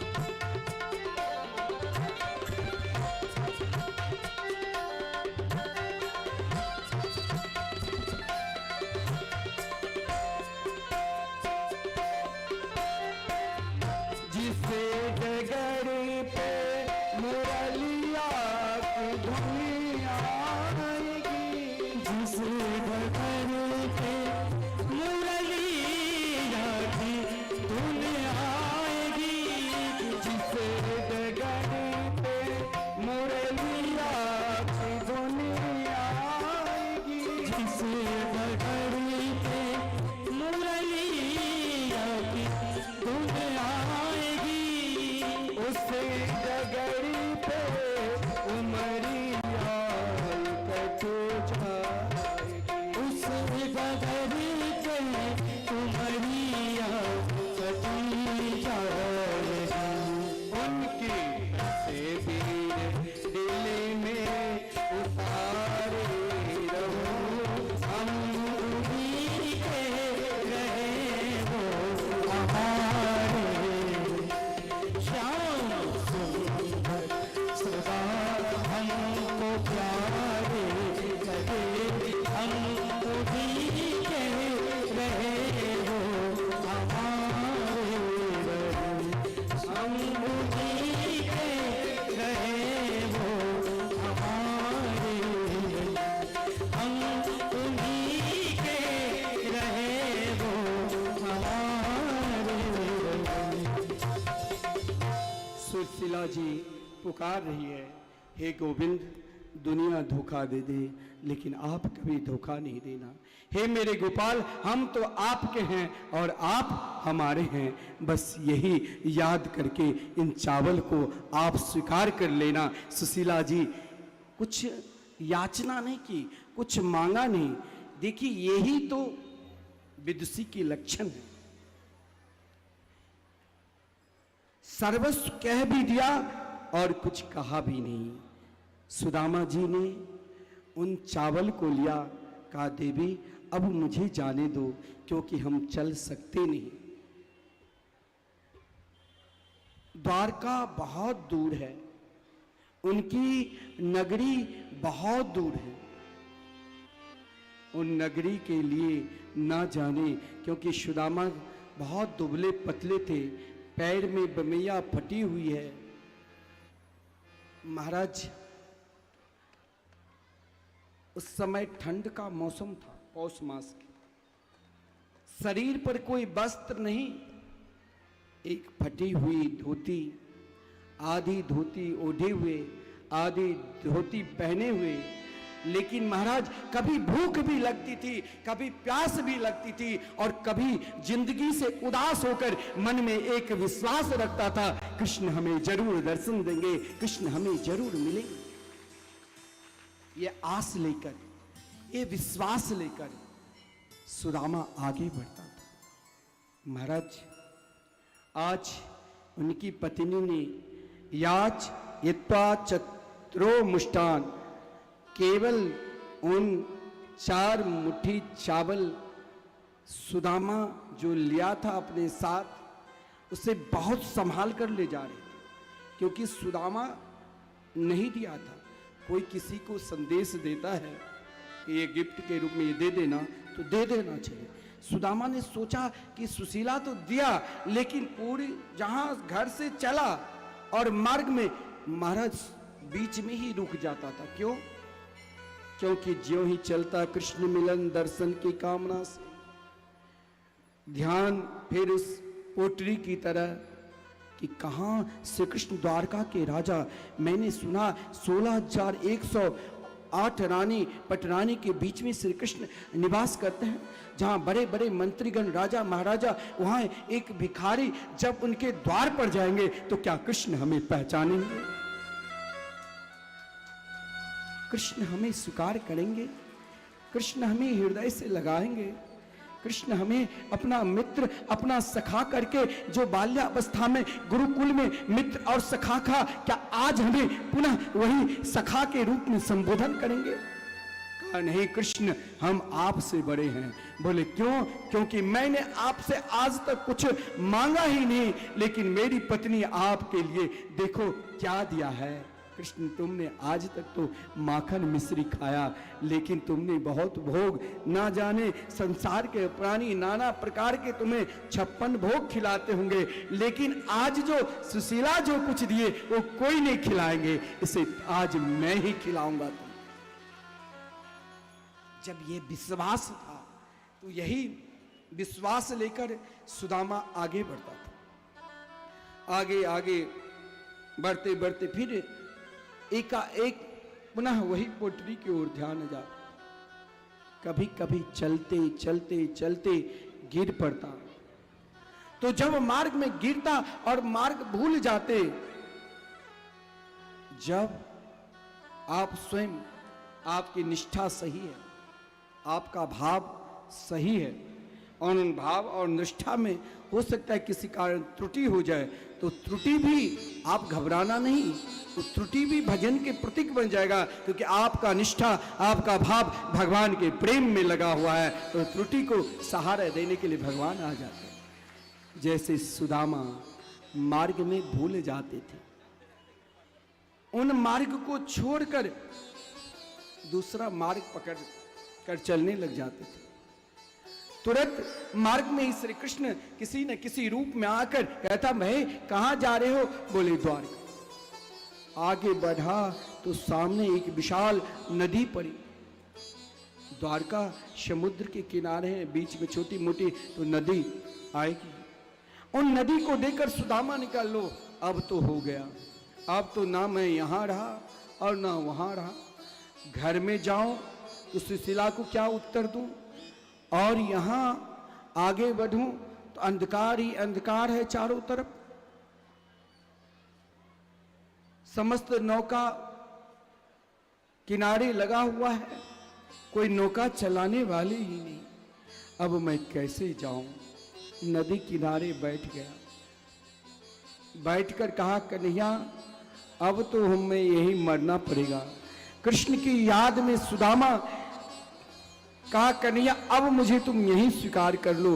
तब तक और रात्रि होने लग गई थी, कहीं कोई व्यक्ति सामने आता ही नहीं था। भगवान ने कहा, मित्र मैं आ रहा हूं। भगवान तुरंत किसी किनारे से नौका चलाते हुए जहां वो ब्राह्मण देव बैठा था वहीं पर आ गया। बोले, भाई अब रात्रि होने वाली है, नौका अब कोई चलाने वाले नहीं, किसी को इन नौका पर बैठना है तो बैठ जाओ, फिर मैं नहीं आऊंगा। सुदामा ने कहा कि भैया मुझे इन नौका पर बैठा लो, मुझे तुम पल्ली पार कर दो। भगवान जो स्वयं द्वारकाधीश केवट के रूप में उपस्थित है, कहा, आप कौन है ब्राह्मण देव? रात्रि हो चुकी है, चारों तरफ जंगल और पानी, दो ही चीज दिखाई देती। सुदामा ने कहा कि मैं सुदामा हूं, मुझे तुम नौका पर बैठाकर केवल उस पार तो कर दो, पल्ली पार। सुदामा बार बार कह रहे हैं। भगवान ने कहा, जो केवट बने हुए, ठीक है, शास्त्र में कहा गया है जैसे हम नाई से बाल कटाते हैं ना, तो उसे कुछ देकर ही, दक्षिणा देकर, धोबी से वस्त्र अगर साफ करते तो वहाँ भी दक्षिणा देना चाहिए, तो पाप लगता है, मतलब जो उनका शुल्क। और नौका पर बैठो तो वहाँ भी नौका पर ये नहीं कि ये तो अपना ही गांव के है, अपना ही आदमी है, वहाँ भी शुल्क देकर ही बैठना पड़ता है, नहीं तो आप ऋणी हो जाओ, फिर आप उस संसार से पार होने में दिक्कत होगी। सुदामा से जब स्वयं भगवान जो केवट के रूप में आए थे, कहा कि महाराज आपके पास कुछ है ताकि मैं पल्ली पार कर दूं, दक्षिणा क्या दोगे? सुदामा ने कहा, मेरे पास कुछ नहीं है, और जो है वो मेरा नहीं है, अगर मैं इनमें से तुमको दे दिया ना तो मैं चोर कहलाऊंगा। ये तो मेरे प्रिय मित्र सखा के, मेरी पत्नी सुशीला जी ने दिया है, ये चावल है लेकिन मैं दे नहीं सकता हूं। बोले, ब्राह्मण देव तुमने सत्य बोला, आओ मेरी नौका पर बैठो। भगवान स्वयं नौका चला रहे हैं, मार्ग में नौका चल रहा है, और इधर सुदामा नौका पर बैठे हैं। नौका चलाने वाले की नजर नौका क्या चलावे सुदामा की ओर। सुदामा से बीच मझधार में नौका चलाने वाले मल्लाह ने, भगवान ने पूछा कि महाराज कहाँ जा रहे हो? बोले मैं अपने मित्र द्वारकाधीश से मिलने के लिए। बोले आपके मित्र कौन द्वारकाधीश? बोले जो द्वारकाधीश एक ही ना, श्री कृष्ण। बोले आप श्री कृष्ण के सखा? अरे क्या बोल रहे हो, वो कहाँ इतने बड़े राजा और तुम एक भिखारी। भिखारी का क्या वो मित्र हो सकता है? नहीं पहनने के लिए वस्त्र, नहीं ओढ़ने के लिए कोई वस्त्र, नहीं तुम्हारे पास सोना चांदी कुछ नहीं, तुम उनके मित्र नहीं हो सकते।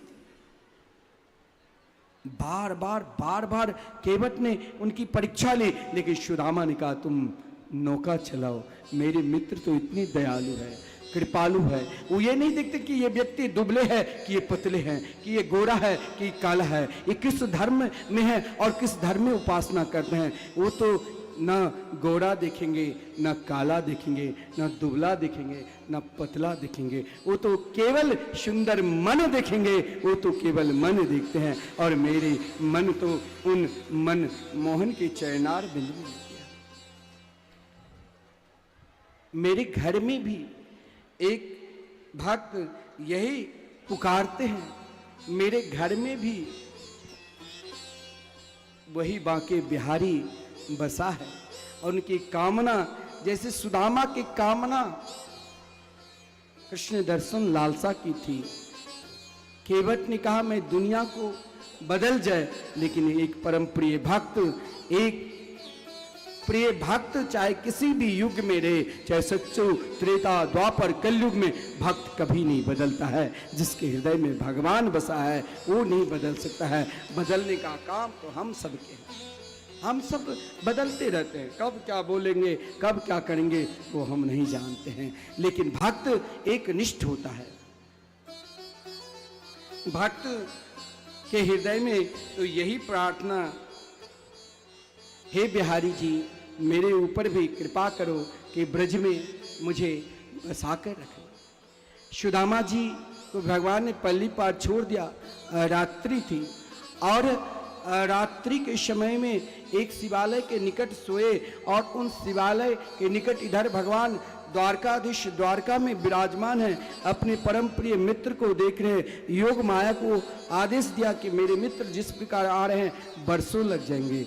मित्र के नेत्र खुले और सीधे द्वारका में। लेकिन सुदामा जब द्वारका नगरी में गए, कृष्ण नाम के उच्चारण किया तो कहा कन्या हमारे भी एक आपकी नगरी में, चाहे ब्रजमन जो साधक होता है, जो उपासक होता है, वो यही कहते हैं हे बिहारी जी मेरा भी घर एक ब्रजमंडल में रहे, हमें भी आप वहीं बसाकर रखना ताकि हम निरंतर आपके दर्शन करते रहें। सुदामा भी, लोग सुदामा कीर्तन कर रहे थे, सुदामा कीर्तन गा रहे थे, और लोग सुदामा के दुबले पतले रूप को देखकर हंसते थे। कोई महाराज भक्त देखकर प्रणाम भी करते थे और कोई हंसते भी थे। बिहारी बिहारी ब्रज में घर मेरा बसा लोगे तो क्या होगा। बिहारी ब्रज में घर मेरा बसा लोगे तो क्या होगा। बिहारी ब्रज में घर मेरा बसा लोगे तो क्या होगा। कृपा कर के वृंदावन बुला लोगे तो क्या होगा। ताना ना ना ना ना ताना ना ना ना ना ताना ना ना ना ना ताना ना ना ना ना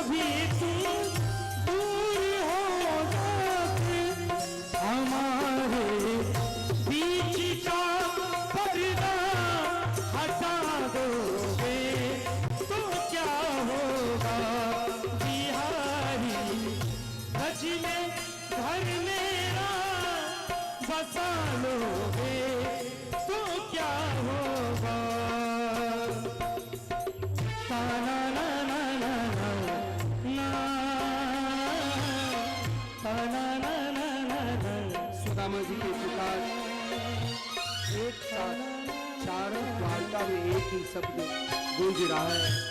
एक ब्राह्मण देव आए हैं। आज तक ना जाने अनेकानेक ब्राह्मण देव आकर श्री कृष्ण के दर्शन किए, लेकिन आज एक ऐसे दिव्य ब्राह्मण आए हैं महाराज, जिन ब्राह्मण के रूप अन्य ब्राह्मण की अपेक्षा अलग था, जो महाराज जिनके शरीर का भी वर्णन नहीं कोई कर सकता है। दुबले पतले, एक एक हड्डी कोई बालक, छोटे से बालक गिनती कर ले, पैर में बनिया फटी हुई है। लोगों से केवल एक, देखिए यही आप वृंदावन जाओगे ना, आप यदि राधे राधे नहीं बोलोगे तो सामने वाले आपको 10 बार बुलाकर ही छोड़ेंगे। राधे राधे राधे राधे, कहाँ जाओगे, कहाँ जाओ, रिक्शा वाले 10 बार पूछ ले। अब सुदामा जी ने सबको आज द्वारका नगरी में भगवान इसीलिए बुलाया कि सभी सबको कहा, श्री कृष्ण हमें कहाँ मिलेंगे, श्री कृष्ण हमें कहाँ मिलेंगे। बोल यही तो द्वार है। 6 डोरी को पार करके 7वें द्वार पर जब सुदामा गए तो द्वारपाल ने सुदामा के, ये तो भजन है, आप भी श्रवण करोगे कि द्वारपाल ने सुदामा को रोका। द्वारपाल ने तो सुदामा जी के चरणों में प्रणाम किया और कहा मैं जरा अभी कन्हैया से कह कर आता हूं, क्योंकि उन ब्राह्मण देव की जो दशा को देखकर द्वारपाल ने सीधे भगवान के पास गए और कहा, शीस पगा न जगा तन पे, प्रभु जाने को आई बसे कहीं ग्रामा, धोती फटी सी लटी दुपट्टी, अरुपायन की नहीं सामा, द्वार खड़ो दुज दुरी बलेक, रहो चकिसो वसुधा अभिरामा, पूछत दीन दयालु के धाम, बतावत आपन नाम सुदामा। ये देखो प्रेम, जब द्वारपाल ने आदर सूचक भाषा में भगवान के निकट गए कि प्रभु आज तक ना जाने आपके लाखों भक्त को देख लिया और लाखों ब्राह्मण देव को देख लिया आपके निकट, लेकिन आज आपके पास ऐसा ब्राह्मण देव आए हैं, हाथ में झोली माला, एक हाथ में टूटे हुए बर्तन पात्र। लेकिन अगर उनके शरीर का मैं वर्णन करूं तो देखने लायक नहीं, परंतु उनके मस्तक पर ऐसा तेज था, लगा मुझे कि वो आपका ही परम प्रिय कोई है। वो अपना नाम ही सुदामा बता रहा है। सु अक्षर सुनते ही भगवान इस प्रकार दौड़े महाराज, जो आज भगवान प्रवाह नहीं किया कि कौन मेरे, समस्त रानी पटरानी सब खड़े हैं, मंत्रीगण खड़े हैं। इस भाव को हम भजन के रूप में आनंद ले और चलती भजन सब ताली बजा बजा कर महाराज श्री कृष्ण सुदामा मिलन का कीर्तन करना। देखो देखो ये गरीबी का हाल, कृष्ण के दर पे विश्वास लेके आया, मेरा बचपन का यार है मेरा श्याम, यही सोच कर के मैं आस लेके आया हूँ।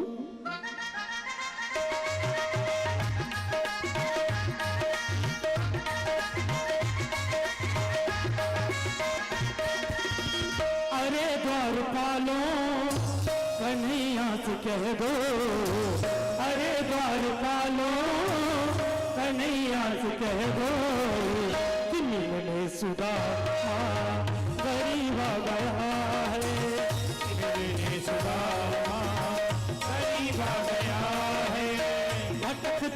भटकते न जाने कहाँ से, भटकते भटकते न जाने कहाँ से, तुम्हारे महल के करीब आ गया है, तुम्हारे महल के करीब आ गया है।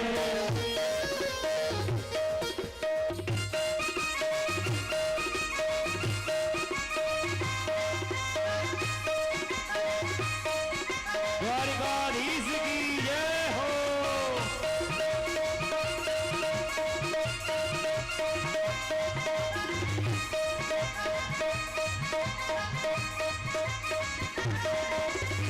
न सर पे है पगड़ी न तन पे है जामा, बता दो कन्हैया को नाम है सुदामा, बता दो कन्हैया को नाम है सुदामा, बता दो कन्हैया को नाम है सुदामा।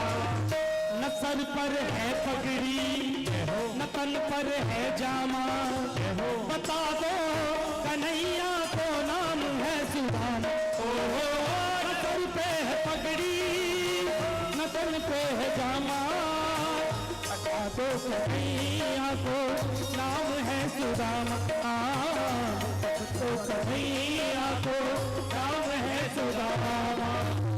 एक बार मोहन से जाकर के कह दो, एक बार मोहन से जाकर के कह दो कि मिलने सखा पर नसीब आ गया, कि मिलने सखा पर नसीब आ गया है। अरे द्वार पालो कन्हैया से कह दो, अरे द्वार पालो कन्हैया से कह दो कि मिलने सुदामा गरीब आ गया, कि मिलने सुदामा गरीब आ गया है। प्रेम के ताली की सेवा कर दुखी लाल है।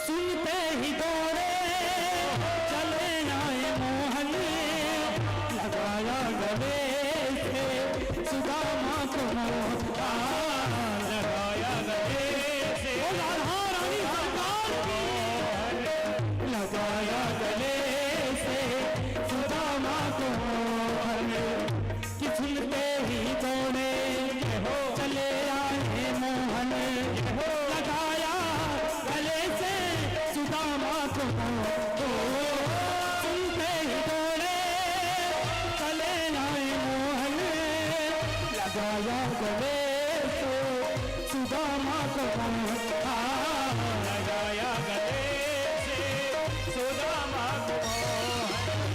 हुआ रुक्मणी को बहुत ही अचंभा, हुआ रुक्मणी को बहुत ही अचंभा, ये मेहमान कैसा अजीब आ गया, ये मेहमान कैसा अजीब आ गया है।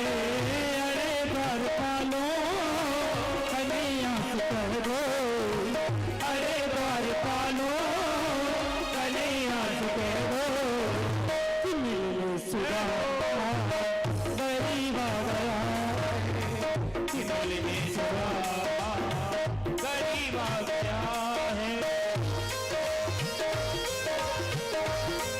शेरावाली महाराज की जय हो, संत भगवान की जय हो।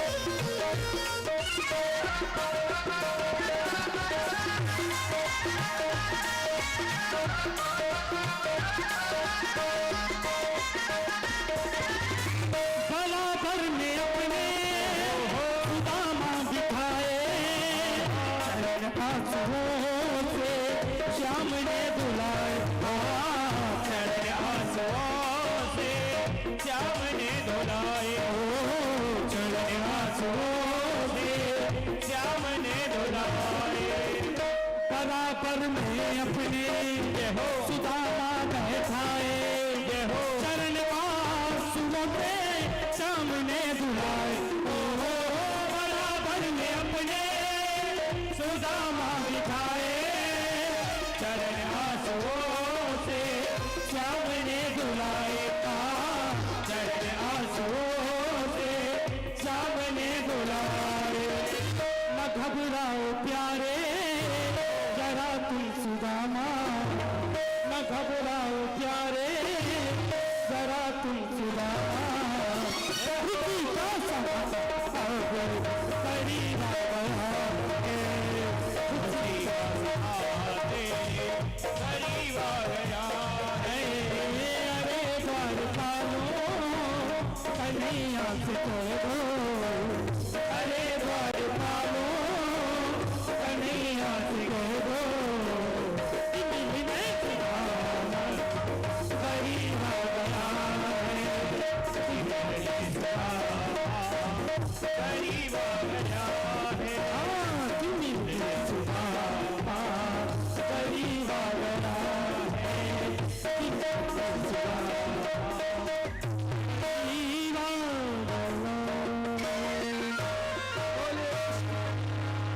लाल की जय।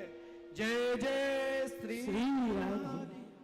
भगवान ने सुदामा को हृदय से लगाकर जिस स्थान पर रुक्मिणी जी बैठती थी, रुक्मिणी जी स्वयं खड़ी होकर सोने के कलश में जल लेकर खड़ी है, और सुदामा को भगवान ने स्वयं उनकी पैर में बरमैया देखकर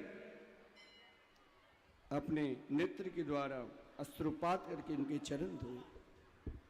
बड़ा सुंदर भाव है। सुदामा को भगवान ने अपने गले से निकालकर वैजयंती माला पहना दिया, क्योंकि सुदामा को भक्ति के 5 रस आज भगवान ने दे दिया।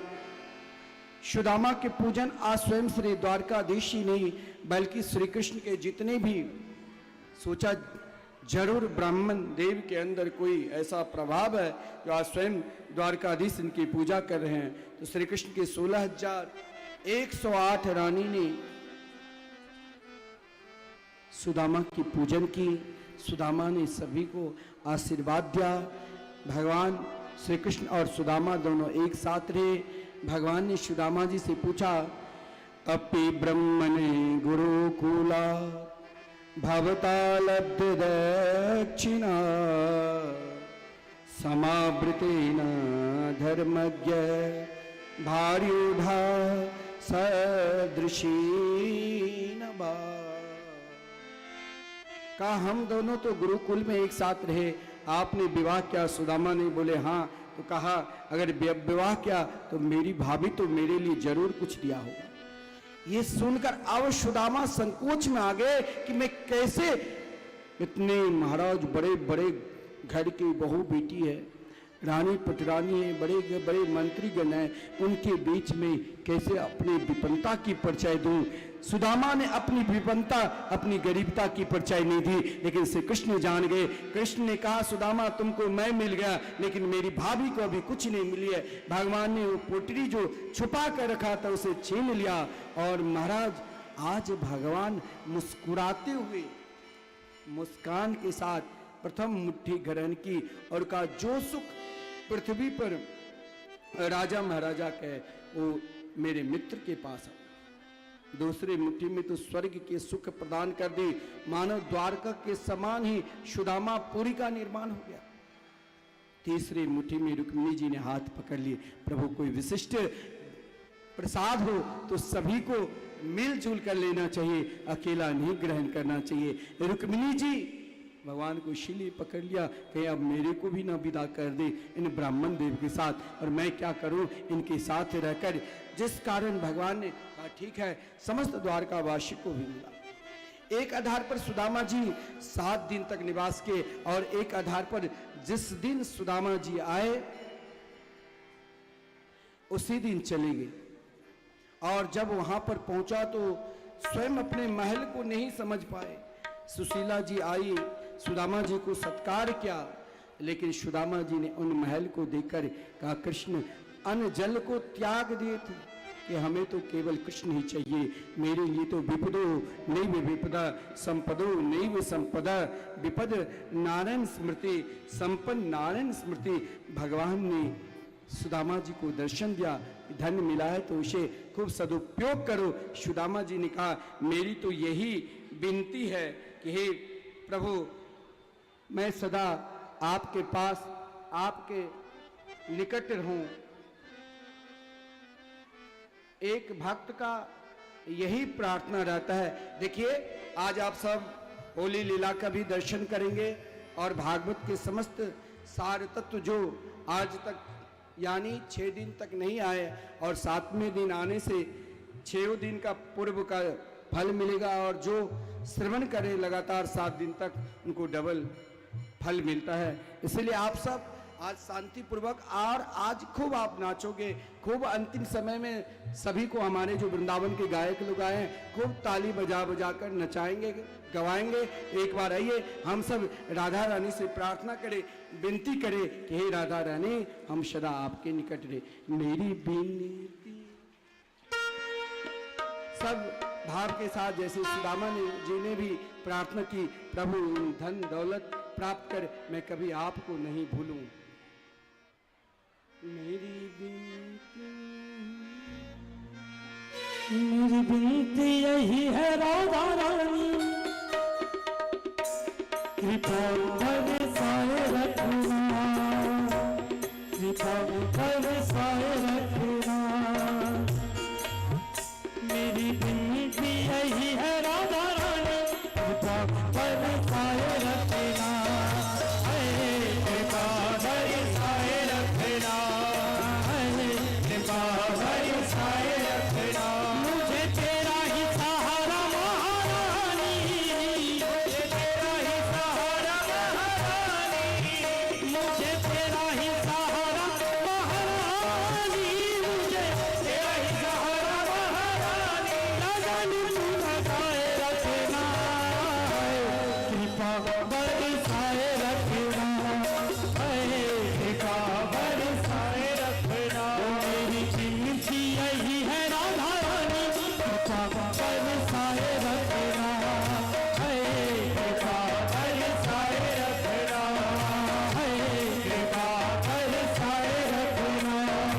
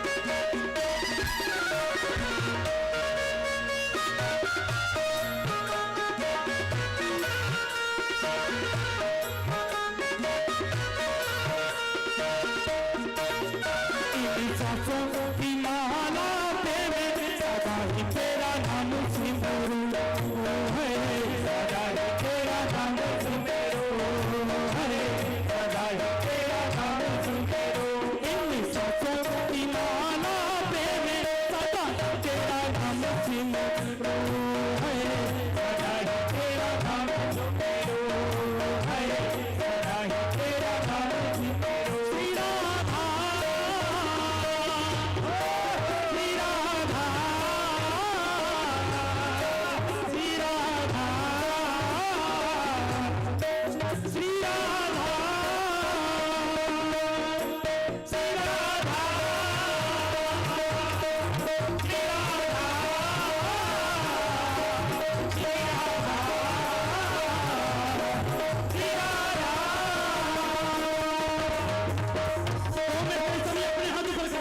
और भगवान को पुकारे मेरे साथ बोले, श्री राधा श्री राधा श्री राधा श्री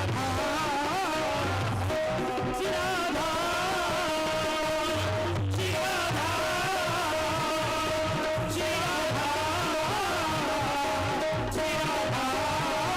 श्री राधा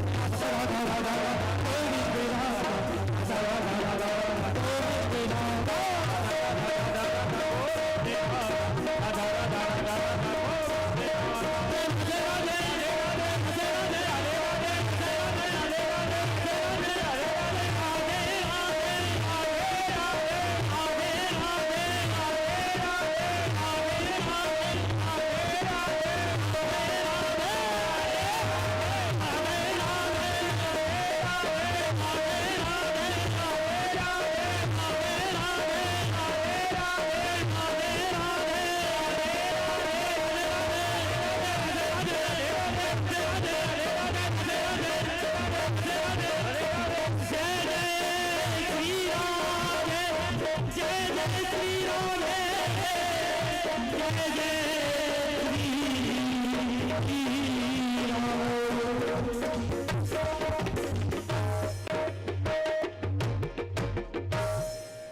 सुभद्रा के विवाह अर्जुन के साथ बहुत धूमधाम के साथ हुए। श्री कृष्ण तत्व का सुंदर वर्णन है। आज भगवान श्री कृष्ण अपने समस्त पुत्रों को एक साथ बुलाकर एक पिता को अपने पुत्र को कभी कभी निकट बुलाकर किस प्रकार उपदेश देना चाहिए, आज स्वयं श्री कृष्ण अपने पुत्रों से कहा कि देखो, जीवन में अगर प्राणी मात्र को सामर्थ्य मिले, उन सामर्थ्य को सदुपयोग करना चाहे, दुरुपयोग नहीं। अगर मैं भगवान हूं, तुम सबके सब मेरा पुत्र हो, लेकिन जिस दिन तुम साधु संतों के साथ मजाक करोगे, मेरे भक्त के साथ मजाक करोगे, उस दिन चाहे तुम मेरा पुत्र भी है तो भी मुझे तुम्हें विनाश करना पड़ेगा, क्योंकि साधु हृदयम मह्यम साधु नाम हृदयम तुम। भगवान के कुछ पुत्रों ने कहा, पिताजी का काम क्या है? वो तो हर हमेशा यही कहेगा, संत मेरा मुकुटमणि, मैं संतों की दास। लेकिन आज श्री कृष्ण के कुछ पुत्रों ने स्वयं अपने ही भाई सांब को एक गर्भवती स्त्री की तरह बना दिया, पेट में 2-4 वस्त्र बांधकर। और कुछ श्री कृष्ण के पुत्र स्त्री रूप धारण कर कहाँ चले गए? प्रभास क्षेत्र, जहां पर साधु संत भजन करते थे। विश्वामित्र सित कनबो दुर्वासा भृगुरंगिरा कश्यपो वामदेवोत्री वशिष्ठा नारदादय। जहाँ विश्वामित्र, अस्ति, कणव, दुर्वासा, भृगु, अंगिरा, कश्यप, वामदेव, अत्रि, वशिष्ठ और देवर्षि नारद जी जैसे महान विभूति साधु संत भजन कर रहे थे। उसी समय श्री कृष्ण के कुछ पुत्रों ने स्त्री का रूप धारण कर उन संतों के निकट गया, उनके चरणों में प्रणाम किया और प्रणाम करते हुए कहा कि महाराज आप सब तो भूत भविष्य वर्तमान को देखने वाले, जरा मैं आपसे प्रार्थना करता हूँ कि ये मेरी जो भाभी है इसके अंदर बेटा है कि बेटी। वहाँ कुछ संत थे, वो लोग कहा बालक है छोड़ दिया, लेकिन वहाँ दुर्वासा ऋषि अंगड़ा जी जैसे बोले श्री कृष्ण के रहते हुए ये लोग साधु संतों के निकट आकर मजाक करने लगे, बोले तुम्हारी भाभी नहीं बल्कि तेरे भाई सांब है, और ये जो पेट बड़ा बना कर है ये वस्त्र अब एक लोहे का कील हो जाएगा जिससे तेरा वंश का निर्वंश होगा।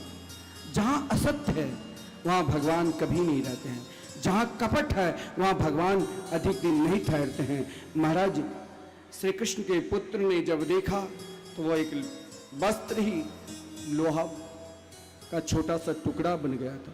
महाराज उग्रसेन भी श्री कृष्ण के निकट जाकर साथ में रहते थे, श्री कृष्ण के प्रभाव जानते हुए भी अशक्त बोला और वही लोहे को कील को घीस कर समुद्र में फेंक दिया। एक छोटा सा कील बचा, सोचा इससे क्या मेरे वंश का निर्वंश होगा, उसे भी समुद्र में फेंक दिया। वही कील एक मछली ने निगल ली और जो मछली जरा नाम के व्याधा को मिला और जिस कील को घीसकर रेत की तरह फेंक दिया था समुद्र में, वो एरका नाम की घास हुए। वही एक दिन ब्रह्मास्त्र का काम करेगा। जहाँ असत्य है, जहाँ अधर्म है, जहाँ कपट है, वहाँ मेरे गोविंद रहते ही नहीं। उसी समय महाराज तेजहीन हो गई द्वारका। आज देखिए कृष्ण की माता देवकी और कृष्ण के पिता वसुदेव आज रो रहे हैं किसके निकट, तो संत के निकट। महाराज क्या मेरा कल्याण नहीं होगा? बस आप लोग कुछ देर और शांत होकर कथा सुन लीजिए, क्योंकि 7 दिन तक आपने बहुत शांति की परिचय दिया, बस कुछ ही देर अब। महाराज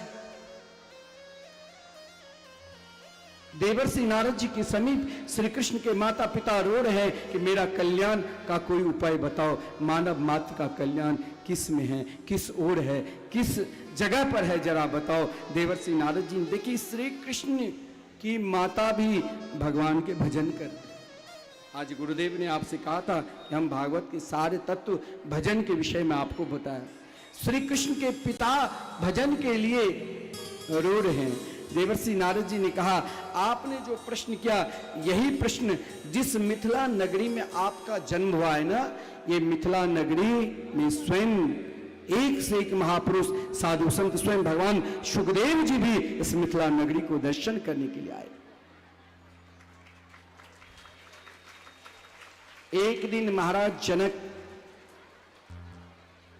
के निकट अंतरिक्ष में आकाश में विचरण करने वाले संत कवि हरि रंतरिक्ष प्रबुद्ध पिपलायन आविर्भूत दुंडस चमस करभाजन इन संत जब गए, महाराज जनक और माता सुनैना ने उनकी पूजा की और पूजा के पश्चात महाराज जनक ने यही प्रश्न किया दुर्लभो मानसो देहो देही नाम छन भंगुरा तत्रापि दुर्लभम मन्ये वैकुंठम प्रिय दर्शनम।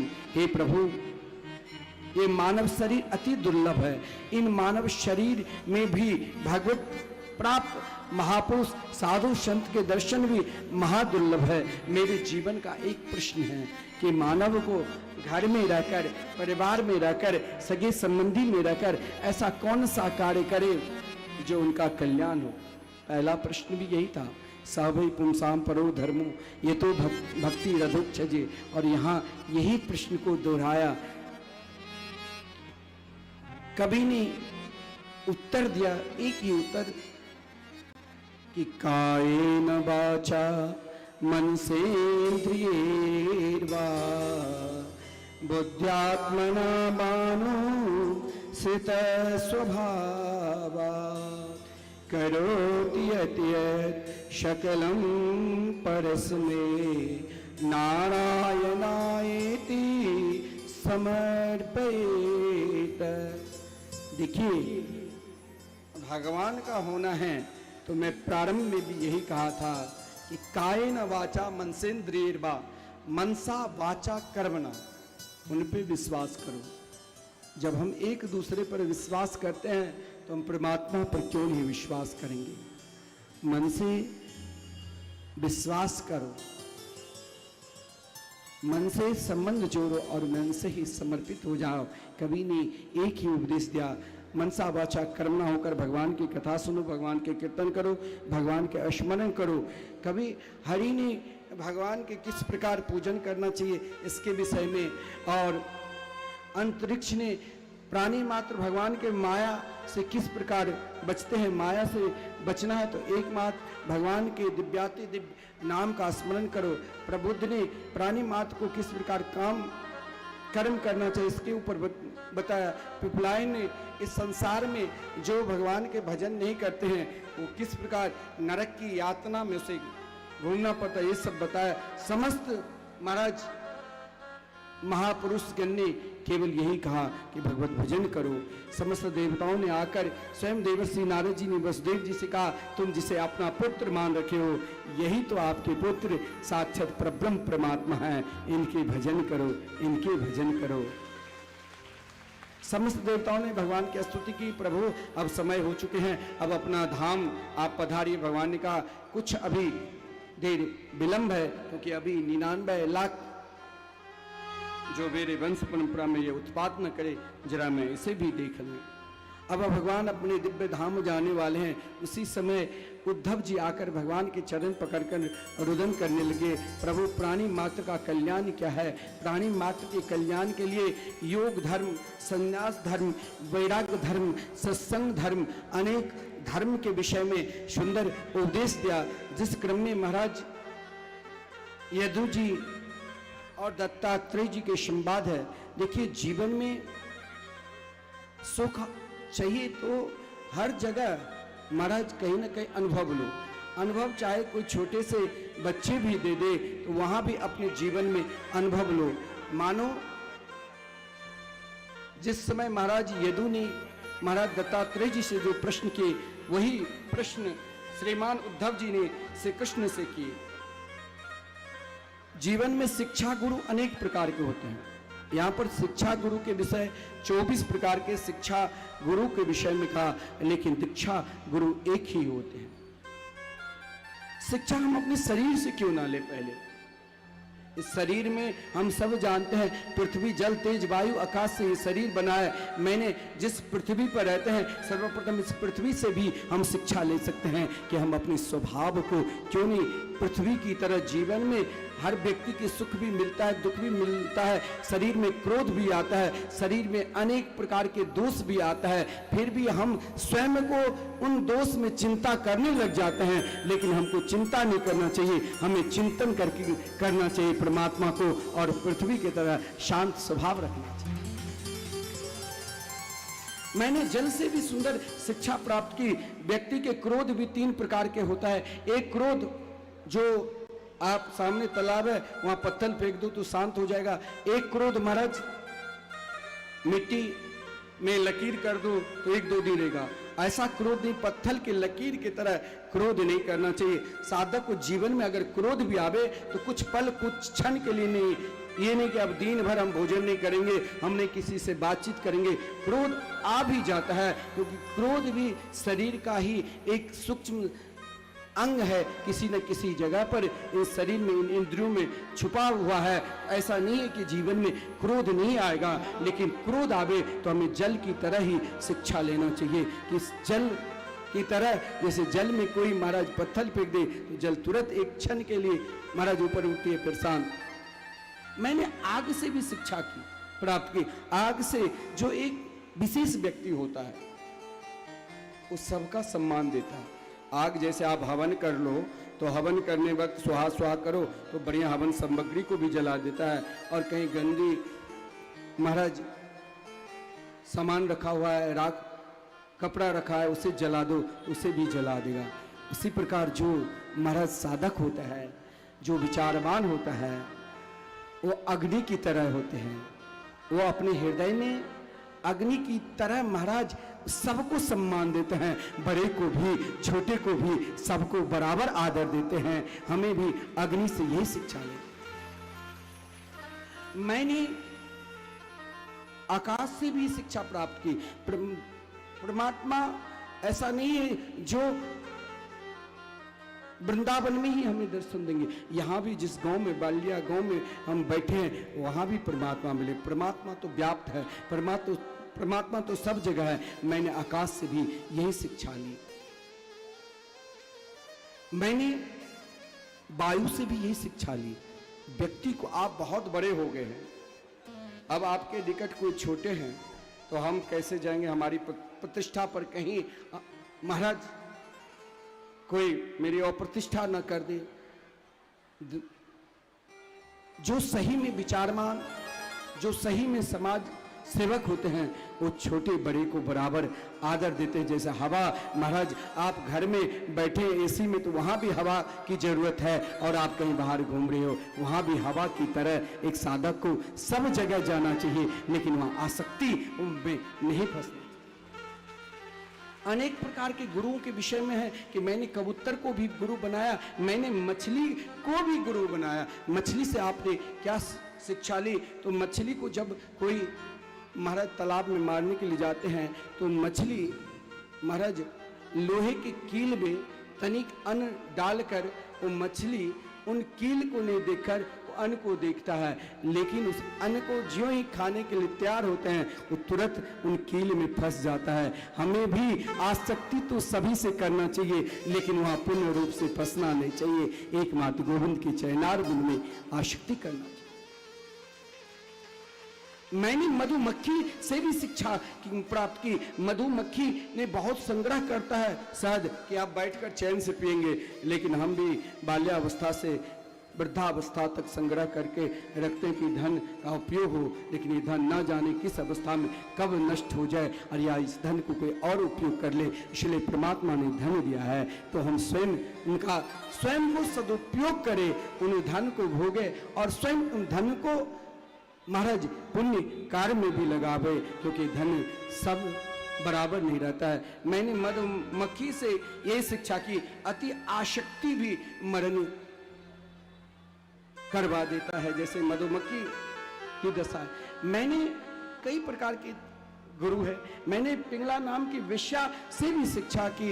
उन पिंगला नाम की वेश्या के अंदर महाराज वो व्यवस्था थी, जो जिस प्रकार कोई राजा महाराजा जाते थे वैसे व्यवस्था करती थी। एक दिन आदरणीय दत्तात्रेय जी ने कहा, मैं उनके निकट गया कि इसके अंदर आस देखूं। आज जो वहां पर व्यवस्था थी कि जितनी बार घंटी कोई बजाते थे उसी हिसाब से उनकी यहाँ व्यवस्था होती थी, आज हजारों बार बजा दिया शिव दत्तात्रेय जी ने। उसने अपने समस्त धन को लगा दिया। जो महाराज सुबह से लेकर प्रातः का रात्रि तक प्रतीक्षा करने लगे, कोई नहीं आया, कभी बाहर कभी भीतर। जो दूध की सज्जा पर उनको नींद नहीं आती थी, आज उसने देख लिया। आशा ही परमम दुखम, निराशम परमम सुखम। आशा अत्यधिक नहीं करना चाहिए, जहां तक आपका स्तर है वहीं तक आशा करना चाहिए। उससे अधिक अगर स्तर बढ़ाओगे तो कभी कभी दुख को भी प्राप्त करोगे। आशा ही परमम दुखम, निराशम परमम सुखम। आदरणीय श्री मान दत्तात्रेय जी ने कहा, अगर हम मुस्कुरा रहे हैं तो मैंने जो माताएं लोग बहन सब चूड़ी पहनती हैं, मैं वहां से भी शिक्षा प्राप्त की।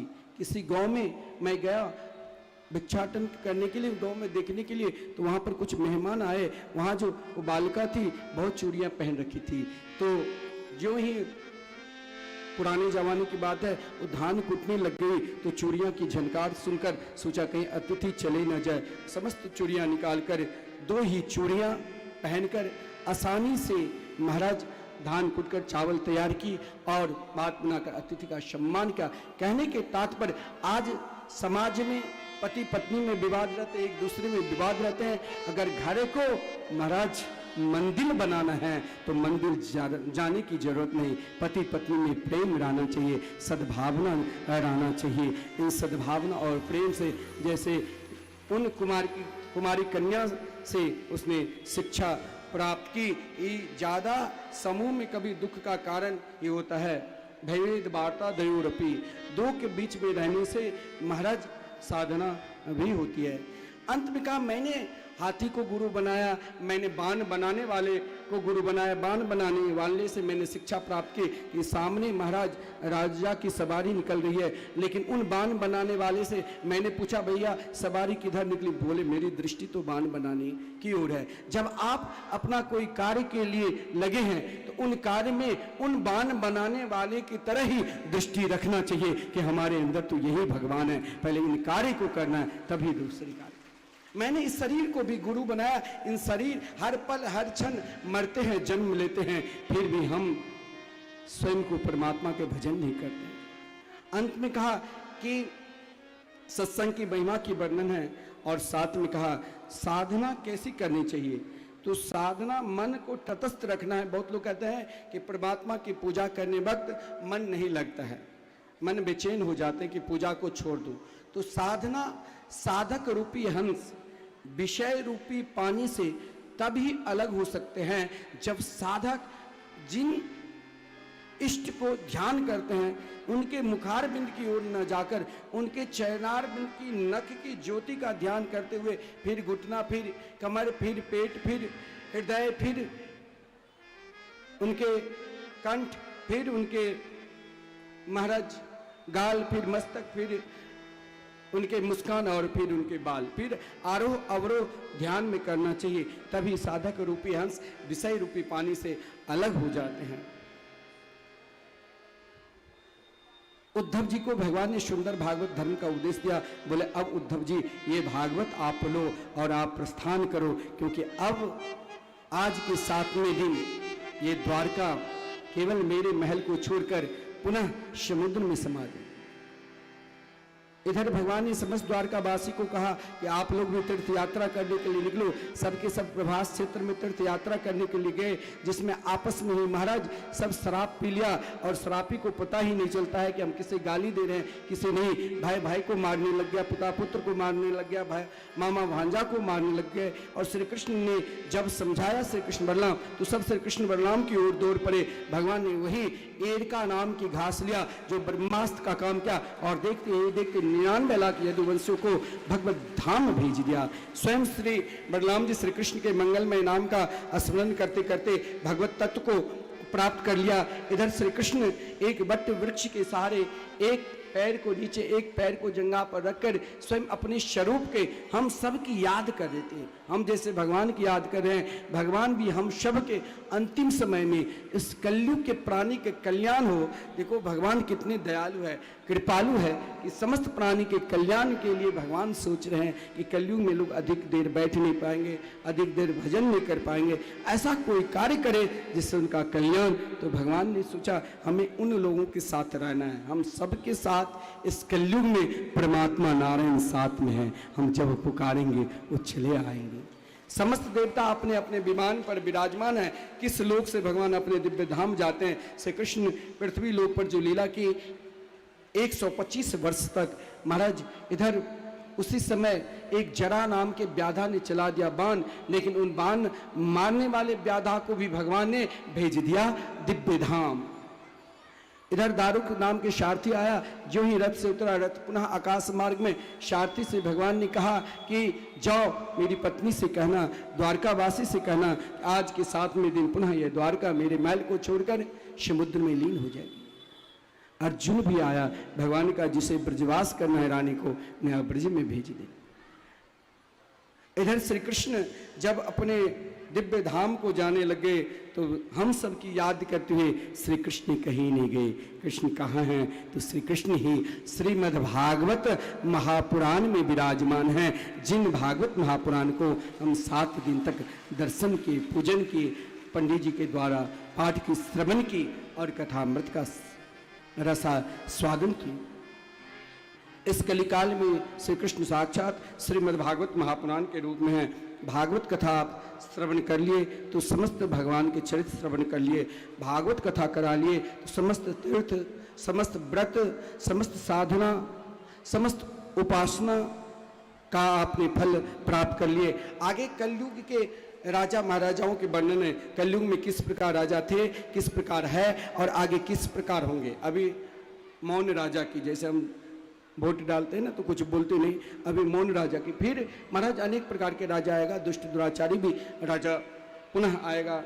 लेकिन अभी कलयुग की अवस्था 4,32,000 वर्ष है, लेकिन अभी 5,500 वर्ष से कुछ आगे ही गए हैं, अभी अधिक नहीं बढ़े हैं। लेकिन इस कलयुग में एकमात्र भगवान का नाम ही सर्वोपरि है, जो भागवत के सारे तत्व है। आदरणीय श्रीमान परीक्षित जी से आदरणीय श्रीमान सुखदेव जी ने पूछा, अब तुम्हारे अंदर पशु बुद्धि जो है कि मैं मरूंगा, वो जरा निकाल लो।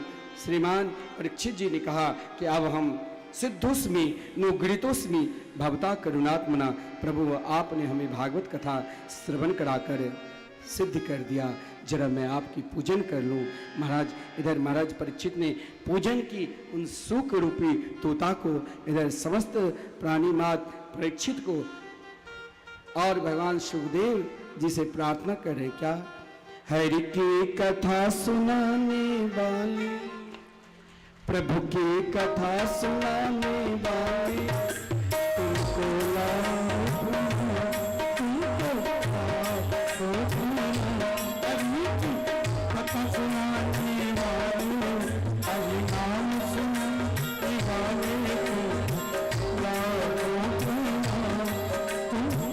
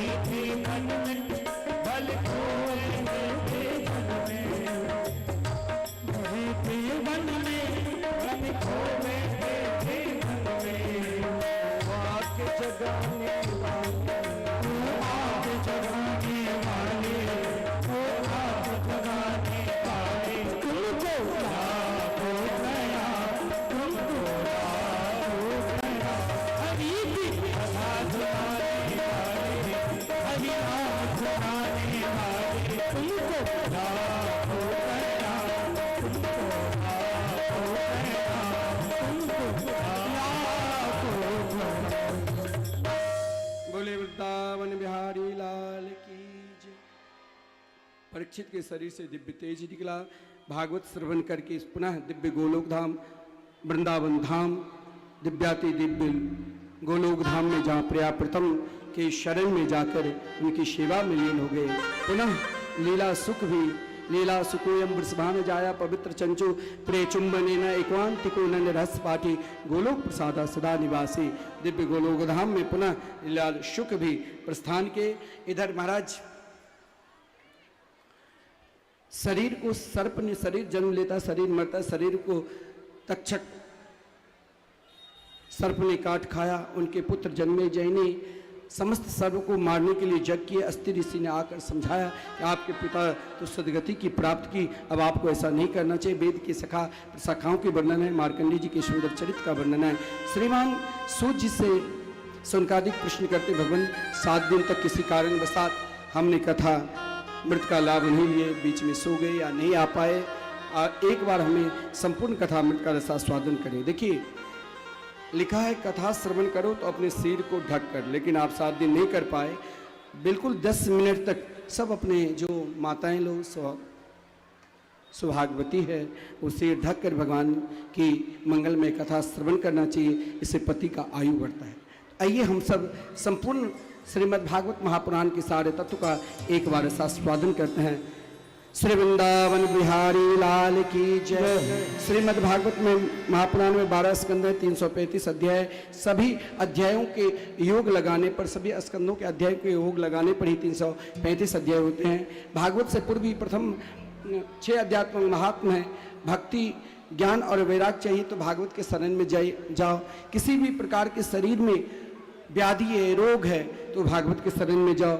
और महान से महान पापी यानी मरकर भी आप किसी योनि में, प्रेत योनि तक में भी भागवत उद्धार करते धुनकारी चरित्र है। और भागवत किस प्रकार श्रवण करना चाहिए, इस प्रकार 6 आध्यात्मिक महात्मा है।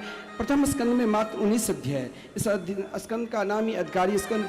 एक प्रथम स्कंद में 6 प्रकार के प्रश्न है, द्वितीय स्कंद में प्रश्न के उत्तर है, तृतीय अध्याय में समस्त अवतारों की कथा है, चौथे, पांचवें, छठे इनमें वेद व्यास जी कैसे भागवत की रचना की ये वर्णन है। और 7 से लेकर 15 तक इनमें महाराज सुंदर कुंती स्तुति, भीष्म स्तुति, पांडवों की स्वर्गारोहण की कथा है। 16वें अध्याय में पृथ्वी धर्म संवाद है। 17वें अध्याय में परीक्षित शिकार खेलने के लिए जाते हैं। 18वें अध्याय में परीक्षित को श्राप लगते हैं। 19वें अध्याय में परीक्षित को भगवान सुखदेव जी का दर्शन होता है। इस प्रकार 19 आध्यात्मिक प्रथम स्कंद है। द्वितीय स्कंद में भी मात्र 10 अध्याय।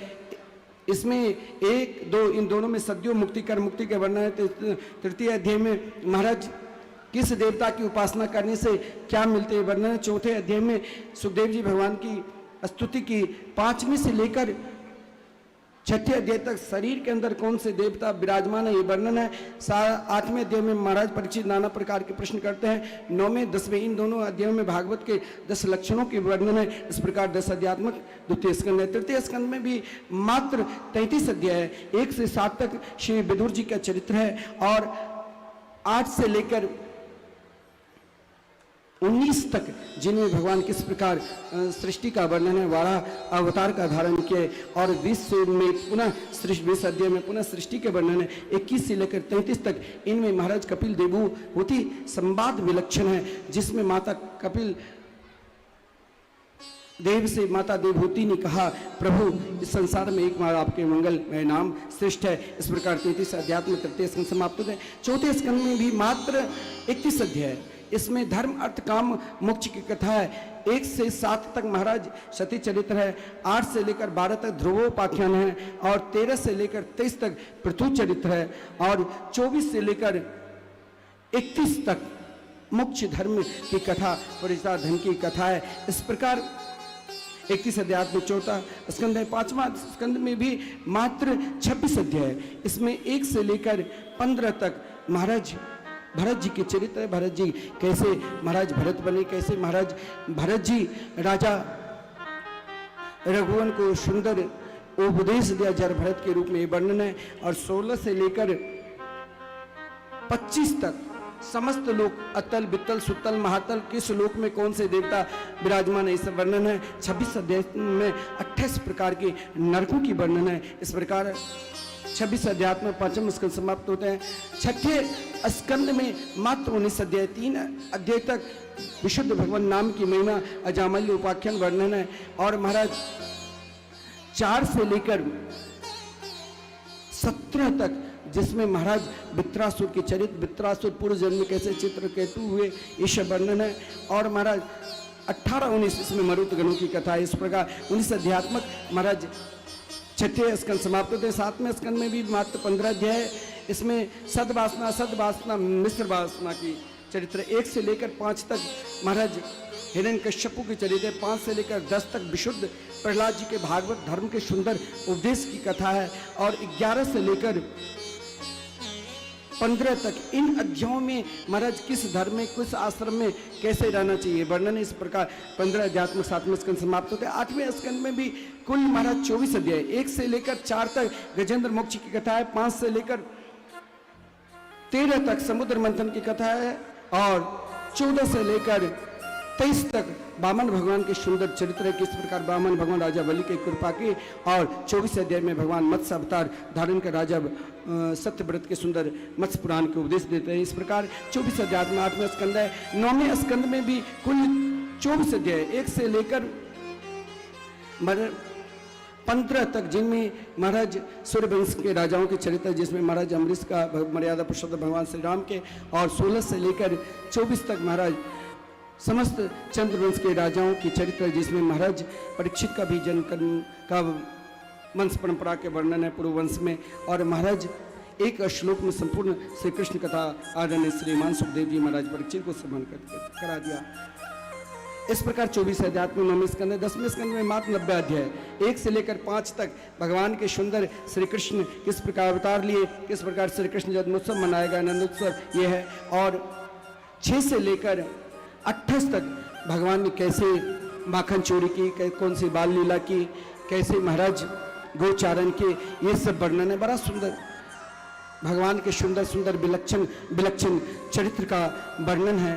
और महाराज सीधे महाराज 29 से लेकर 86 तक, जिसमें महाराज की लीला, उद्धव गोपी संवाद, श्री कृष्ण 16,108 विवाह करते हैं, सुदामा चरित्र, और महाराज 87, 88, 89, 90 इन अध्यायों में श्री कृष्ण तत्व की महिमा के वर्णन। इस प्रकार 90 अध्यात्म 10वें स्कंद है।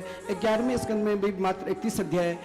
5 अध्याय तक महाराज नवयोगेश्वर संवाद है। 6वें अध्याय में समस्त देवता भगवान से स्तुति करते हैं, और 7 से लेकर 31 तक महाराज बड़ा विलक्षण उसमें कथा है। श्री कृष्ण उद्धव संवाद, भगवान किस प्रकार अपने दिव्य धाम भागवत समाते, ये सब वर्णन है। इस प्रकार 31 अध्याय में 11वें स्कंद है। 12 स्कंद में भी कुल 13 अध्याय, 1 से 3 तक कलयुग में किस प्रकार आ जाते, किस प्रकार है, किस प्रकार रहेंगे, ये वर्णन है। और महाराज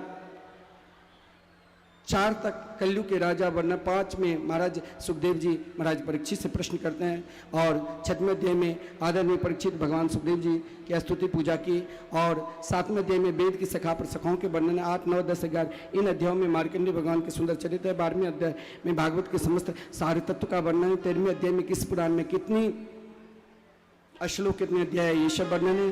श्रीमान सुजी सुनकादिक से कहते हैं कि लिंगानाम यथा गंगा देवानाम अच्युतो यथा वैष्णवानाम यथा शंभो पुराणानाम मिदम यथा। जैसे समस्त नदियों में सर्वश्रेष्ठ नदी गंगा है, समस्त देवताओं में सर्वश्रेष्ठ देव भगवान श्री रामकृष्ण है, समस्त वैष्णवों में सर्वश्रेष्ठ वैष्णव के आचार्य भगवान शंकर है, उसी प्रकार समस्त पुराणों में सर्वश्रेष्ठ पुराण श्रीमद् भागवत महापुराण है। श्रीमान सूत जी ने सोनकादिक से कहा, यथादितम तथा मथि, हमने अपने गुरुदेव से जैसे श्रवण किया और मेरी बुद्धि ने जिस प्रकार ग्रहण की, उसी प्रकार हम आप सबको सुनाए। अब हम भी आप सभी को पहले निवेदन कर दूं, और फिर भागवत के एक श्लोक हम सब साथ में गान करेंगे। जैसे सूत जी ने सोनकादिक से कहा, यथादितम तथा मति, मैंने अपने गुरुदेव से जो श्रवण किया वो मैंने आप सभी को श्रवण किया। तो मैं भी कह रहा हूँ, आप जो आज 7 दिन से इस गांव को वृंदावन बना दिए हैं, तो कथा में जो आनंद तो जरूर मिला होगा। आनंद मिला तो आप सब हाथ उठाइए। सभी को आनंद मिला, ये आनंद हमारे शुद्ध गुरुदेव प्रदान किए हैं। लेकिन अगर त्रुटि हुई है तो वो मेरा देन है। लेकिन एक बात आपसे कहूं, व्यक्ति का स्वभाव 2 प्रकार के होता है। एक चलनी को, सबके घर में चलनी तो जरूर होगा, और सूप।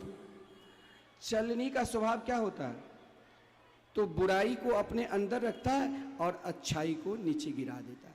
और सूप क्या करता है, बुराई को बाहर फेंक देगा और अच्छाई को अपने अंदर रहेगा। जीवन में अगर बुराई आवे तो उसे बाहर फेंको और अच्छाई हर हमेशा हृदय में रखो। यही भागवत हम सबको सिखाते हैं।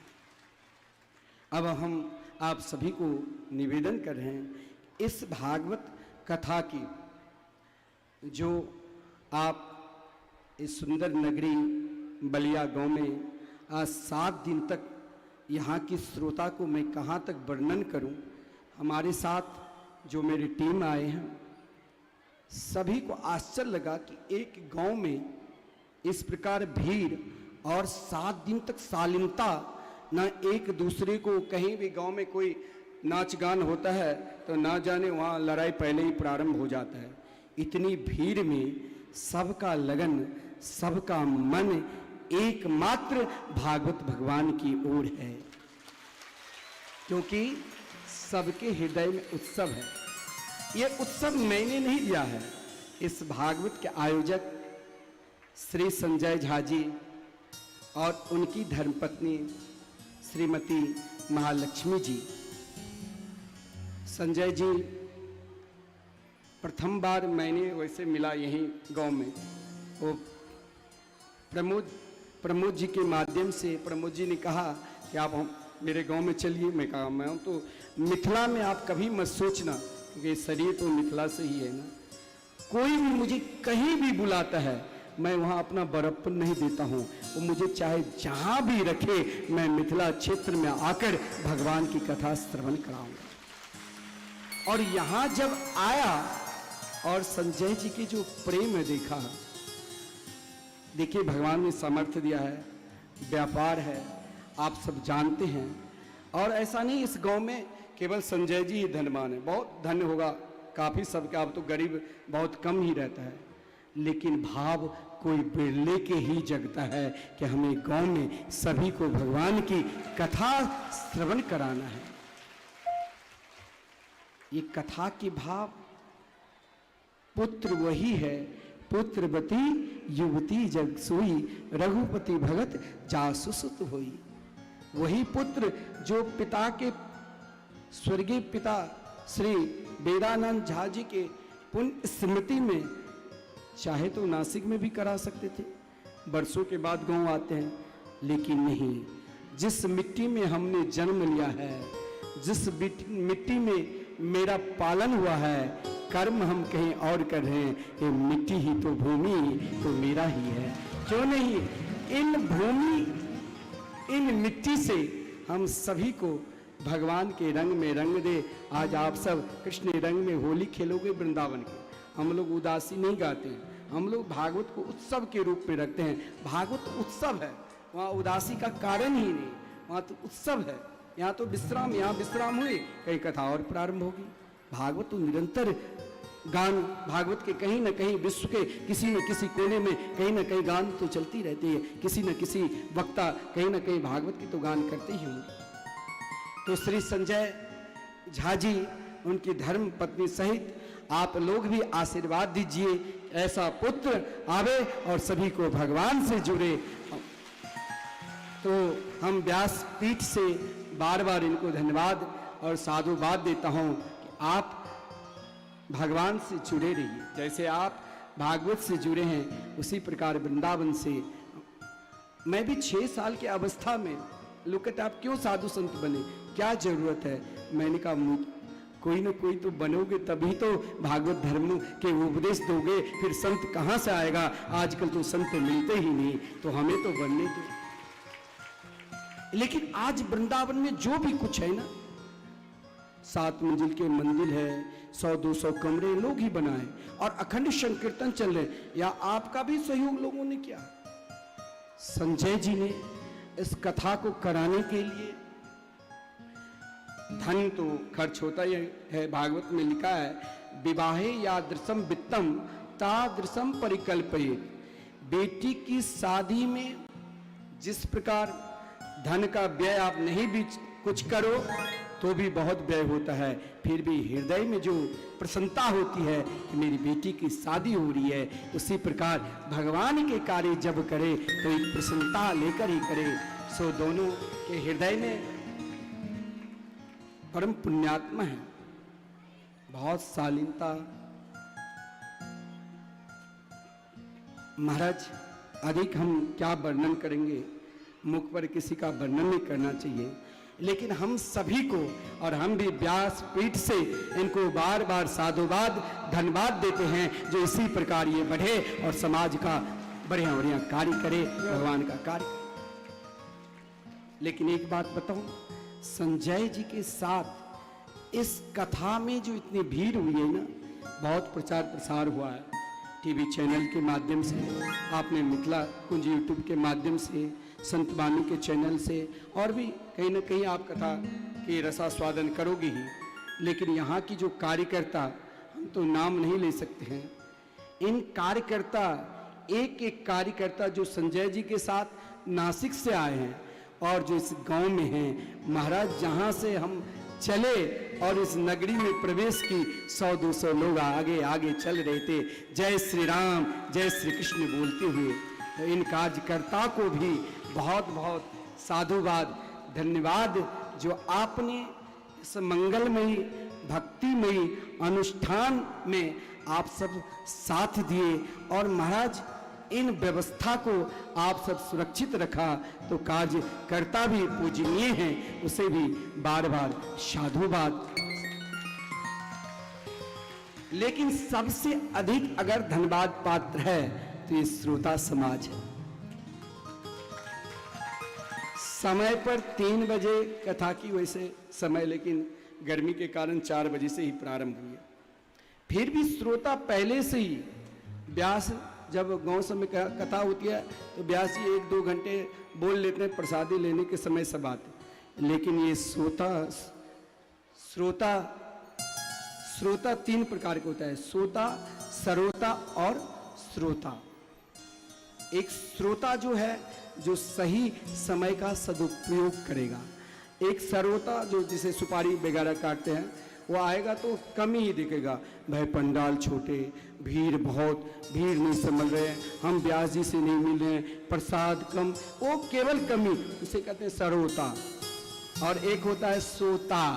कथा में आया, बड़े बड़े सेठ जब कहीं शहर में होता है, चैन से सो जाता है, जब व्यास जी बोलते जय जय श्री राधे तुम्हारी, तब वो जगता है। लेकिन यहाँ बाकी में श्रोता है, यहाँ न सरौता है और न सोता है, ये श्रोता है। इस समाज जो नित्य आज 7 दिन तक माता बहन भाई बंधु इन भागवत पंडाल में उपस्थित होकर बड़े आनंद के साथ श्री कृष्ण कथा अमृत का रसास्वादन किए, तो इस ग्रामवासी के आसपास के भी बहुत गांव के लोग आए, इन सभी को बहुत बहुत साधुवाद और धन्यवाद। इन श्रोता समाज को भी। हमारे साथ वृंदावन के गायक आए हैं, कई जगह कथा में जाते, बिहार में भी कई बार आए हैं। यहाँ की व्यवस्था, सबकी एसी रूम, होटल में व्यवस्था, जो सारी व्यवस्था है, बहुत सब प्रसन्न हैं। कहीं इनसे भी त्रुटि हुई है। और हमारे आचार्य जी, जब से मैंने कथा प्रारंभ की, केवल मेरे आचार्य जी नहीं, मेरे मित्र भी है, सब तो कोई ना कोई कलाकार आते हैं चले जाते हैं, लेकिन मेरे आचार्य जी जहाँ भी हम गए, वो मेरे साथ ही सदा, जो नित्य आपको भागवत के प्रवचन सुनाए, इन सबको भी साधुवाद। और सबसे अधिक ये जो पंडाल, माइक सिस्टम, मनोभावन से दीपक जी को लाया, बढ़िया व्यवस्था करके 7 दिन तक आप लोग कीर्तन सुने, कथा सुने, तो बढ़िया व्यवस्था करके आप सभी को सारी व्यवस्था दी, तो इनको भी, माइक वाले को भी धन्यवाद साधुवाद। और आप जो कथा सुनने के लिए नहीं आए, बाहर है, किसी कारण बसात नहीं आए, यूट्यूब चैनल के माध्यम से हमारे वृंदावन से, हमारे आश्रम में ही ये लोग रहते हैं, क्योंकि वहाँ निरंतर कथा होती रहती है, तो सबने कहा मुझे ही ले चलो।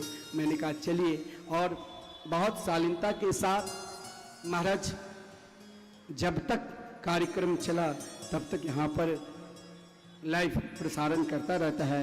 तो बहुत बहुत इन समस्त टीम, यूट्यूब वाले टीम को भी बहुत बहुत धन्यवाद साधुवाद। एक साथ में सभी को धन्यवाद और साधुवाद देता हूं कि आप लोगों ने 7 दिन तक कथा अमृत का रसास्वादन किया। झांकी वाले को भी वृंदावन से आए हैं, रास वाले सब है, खूब नाचे कूदे, इनको भी धन्यवाद। लेकिन अब एक बात आप से मैं मांग रहा हूं, कथा आप 7 दिन तक सुने ना, तो यहाँ भी कहेगा आप दक्षिणा चढ़ाओ, वहाँ भी मांगेगा दक्षिणा, और मैं भी मांग रहा हूँ दक्षिणा। 7 दिन तक कथा सुने हो तो दक्षिणा तो जरूर चढ़ाना है कि नहीं? चढ़ाओगे? हाथ उठाओ। हाँ चढ़ाओगे, अच्छा रखो। अब कौन सी दक्षिणा चढ़ाओगे? रुपया पैसा? नहीं, नहीं चाहिए आपका रुपया पैसा। क्या चढ़ाओगे? आपके अंदर जो कमी है, जिससे मैं भगवान नहीं हूं जो मैं जान सकता हूं, स्वयं आपको लगता है इससे हम बहुत क्रोध करते हैं, तो हम क्रोध को चढ़ाएं। हम नशा करते हैं, हम नशा के चढ़ाएं। हम जो कुछ कमी है, उन कमी को ही चढ़ावा के रूप में चढ़ाओ, जिससे मेरा जीवन बदल जाए। तो वही सर्वश्रेष्ठ चढ़ावा है और वही मैं मांग रहा हूं। सबसे बड़ा यही है कि महाराज हम भागवत पर चढ़ाए। क्या 7 दिन तक हमने भगवान की महिमा को श्रवण किया है, तो हम कम से कम 108 बार भगवान के भजन करेंगे। अरे एक बार ही लेना प्रारंभ कर दो। आप कहोगे कि गुरुदेव हमारे तो कोई है नहीं। आप भागवत भगवान को ही मैंने आपको बताया, मुझे ही भाव से मानो। लेकिन मंत्र, एक मंत्र होता है, एक नाम होता है। नाम लेने के अधिकारी समस्त प्राणी के, मंत्र तो कान में दिया जाता है, लेकिन हम कम से कम 108 बार नित्य भगवान के नाम लेंगे सोने वक्त। ये भाव जरूर भागवत के रूप में चढ़ाओ, और सबसे बड़ी दक्षिणा, सबसे श्रेष्ठ चढ़ावा है। इसी के साथ मैं अपनी वाणी के विराम देता हूँ। तो भागवत के अंतिम श्लोक आगे आगे मैं बोलता हूँ, पीछे पीछे आप सब बोलना, फिर उसके बाद 2 बार संकीर्तन करना, और फिर होली लीला के आनंद लेना। शांति पूर्वक जैसे बैठे वैसे ही, जो सबके पास फूल प्रसाद पहुँचेंगे। बहुत भीड़ है, तो व्यवस्था आप लोग तो 7 दिन तक, आपको अधिक हम क्या समझावे, 7 दिन तक तो आपने अपनी सरलता की परिचय दी, और आज अंतिम दिन है तो हम सब जरूर देंगे। तो आइए हम सब अब अंतिम श्लोक सब साथ में गान करते हैं। नाम संकीर्तनम यस्य, नाम संकीर्तनम यस्य, सर्व पाप प्रणाशिनम, सर्व पाप प्रणाशनम, प्रणामो दुख शमन, नामो दुःख शमन, तम नमामि हरिं परम, नमामि हरिं परम। नाम संकीर्तनम यस्य, नाम संकीर्तनम यस्य, सर्व पाप प्रणाशनम, सर्व पाप प्रणाशनम, प्रणामो दुख शमन, नामो दुःख शमनः, तम नमामि हरिं परम, नमामि हरिं परम। श्री वृंदावन बिहारी लाल की जय। श्री सदगुरुदेव भगवान की जय। श्रीमद् भागवत महापुराण की जय। श्री सुखदेव जी महाराज की जय। श्री परीक्षित जी महाराज की जय। श्री मिथिला धाम की जय। समस्त ग्राम बस्ती की जय। समस्त श्रोता समाज की जय। श्री हनुमान जी महाराज की जय। जय श्री राधे, जय जय श्री राधे। आइए 2 बार हम सब मिलकर भगवान नाम का उच्चारण करें, और फिर भाव के साथ। एक बात तो मैं भूल ही गया, रोज आप प्रचार सुन रहे मिथिला कुंज, मिथिला कुंज। तो मिथिला कुंज आश्रम, आप जब भी कभी वृंदावन जाओगे, आश्रम के बगल में धर्मशाला भी है। लोगों को बढ़िया व्यवस्था चाहिए तो वहाँ तो शुल्क लगता है, लेकिन आश्रम में आप जब ठहरोगे तो आपके रहने की व्यवस्था निःशुल्क, आपकी भोजन की व्यवस्था निःशुल्क। आप चाहे दान दो चाहे नहीं दो, लेकिन आप वहाँ पर मिथिला भाषा प्रयोग करोगे तो आपको आदर के साथ, सम्मान के साथ आपको सारी व्यवस्था बनी रहेगी। यही मिथिला कुंज का पहचान है। मिथिला कुंज कोई विशेष व्यक्ति का नहीं है, मिथिला कुंज संपूर्ण मिथिलावासी का है। मिथिला कुंज की स्थापना 3 परंपरा के संत मेरे लगाकर मिथिला की संत बने। और तो बाहर के संत सब थे।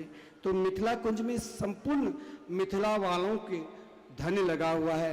इसीलिए जब भी कभी आप चाहे दिल्ली में रहते हो, बम्बई में रहते हो, कहीं भी भारतवर्ष के किसी कोने में रहते हो, आप आओ मिथिला कुंज और मिथिला कुंज में 2-4 दिन रहकर बाकी बिहारी वृंदावन बिहारी के दर्शन करो। आइए हम सब भगवान के नाम ले और फिर राधे राधे गाते हुए कैसे हम वृंदावन डोलेंगे ये भी हम श्रवण करेंगे और फिर होली लीला के आनंद लेंगे। राधे कृष्ण राधे कृष्ण कृष्ण कृष्ण राधे राधे राधे श्याम राधे श्याम श्याम श्याम राधे राधे राधे कृष्ण राधे कृष्ण कृष्ण कृष्ण राधे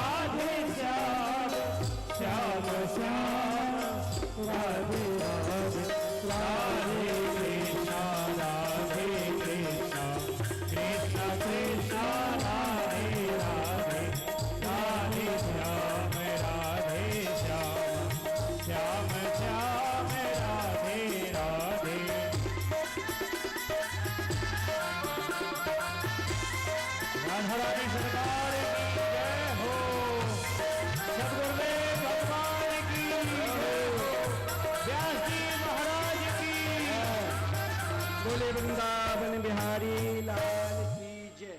आइए हम सुंदर झांकी के दर्शन करते हुए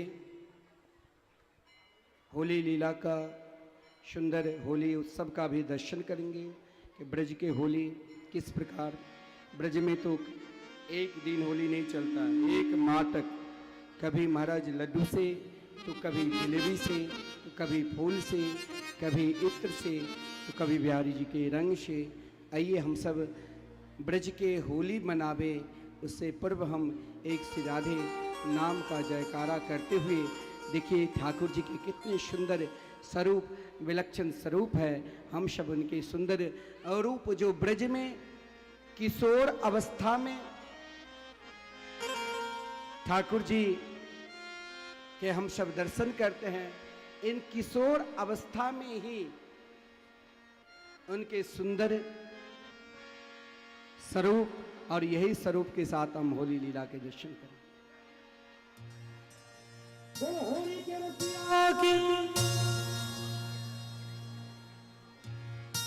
भैया कौन कौन होली खेलने के लिए तैयार है? हाथ खड़ा करें। देखो हमारे ब्रज में तो 3 महीना पहले चालू है यार। बरसाने की होली, नंदगाम की होली, वृंदावन की होली, बांके बिहारी की होली, सने बिहारी की होली और मिथिला कुंज की होली। तो जो जो होली खेलने के लिए तैयार है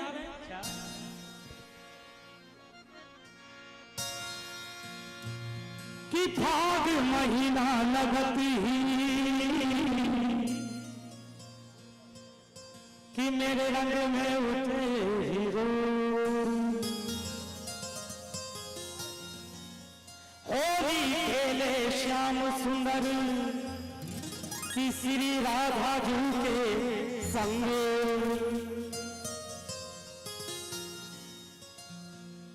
अरे मोहे होरी में होरी होरी होरी होरी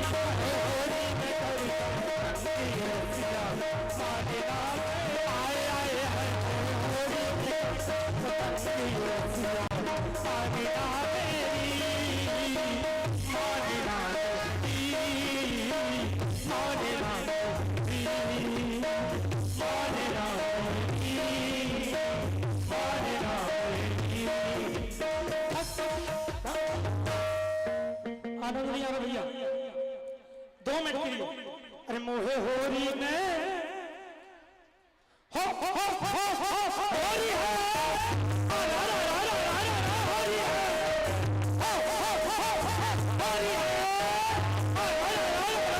होरी है।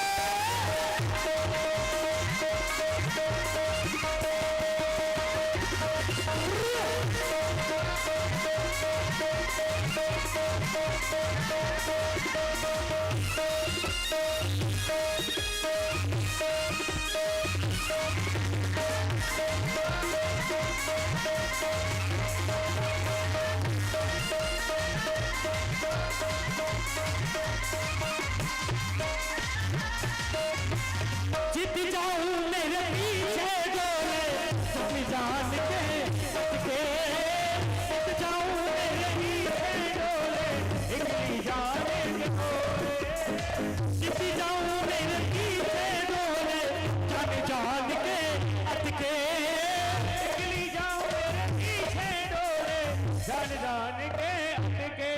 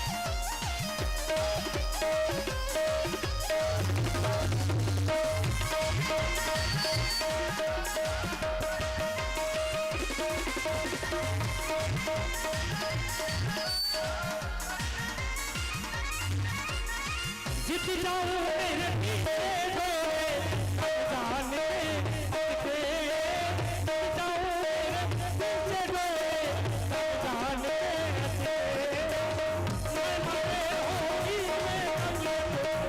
मैं दियन भटके ऐसो मचाए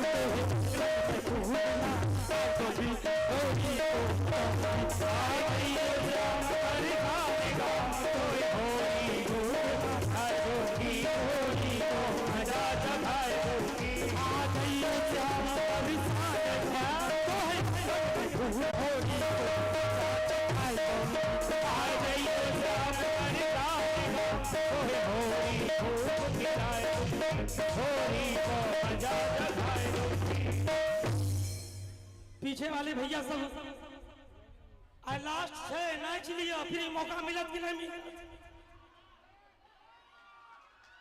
फिर हम यहाँ कब आओ कब ने महाराज जी याद करतन तब एवो करबे ताई लास्ट छे हो होरी है होरी है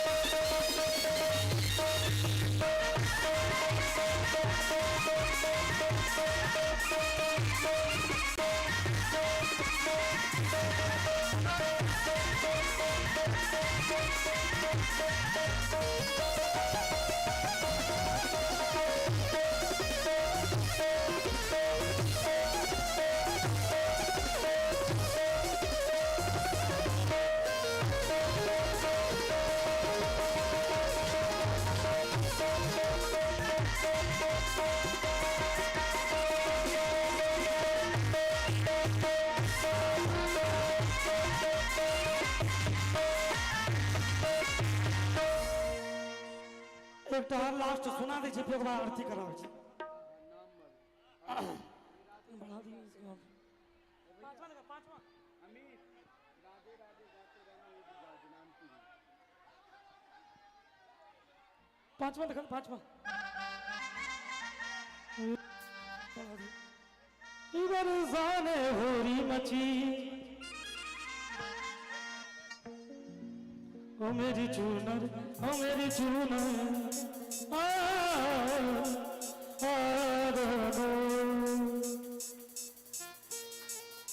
मेरी चूनर मेरी चूनर मेरी चूनर मेरी चूनर मेरी चूनर मेरी चूनर मेरी चूनर मेरी चूनर मेरी चूनर पे रंग डाल दो कान्हा मेरी चूनर पे रंग डाल दो कान्हा बंसी मारो अरे कान्हा बंसी मारो यशोदा जी को प्यारो कान्हा बंसी मारो यशोदा जी को प्यारो मेरी चूनर पे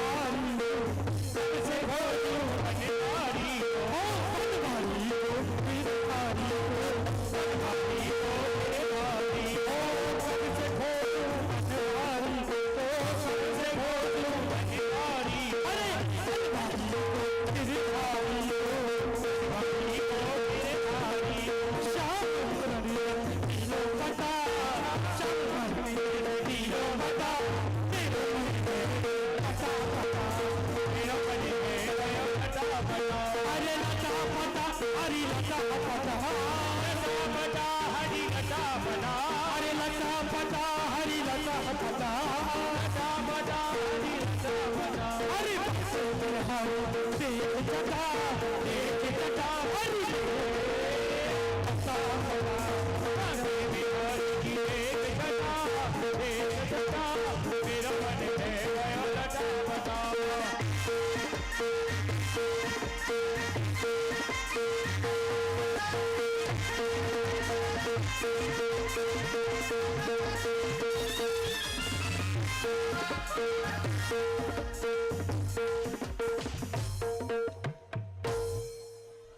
आइए हम सब आरती के दर्शन करेंगे, एक भजन का आनंद लेते हुए। राधे वृंदावन में एक बार सबको ले चलो और फिर आरती के दर्शन करेंगे ताली सेवा करते हुए।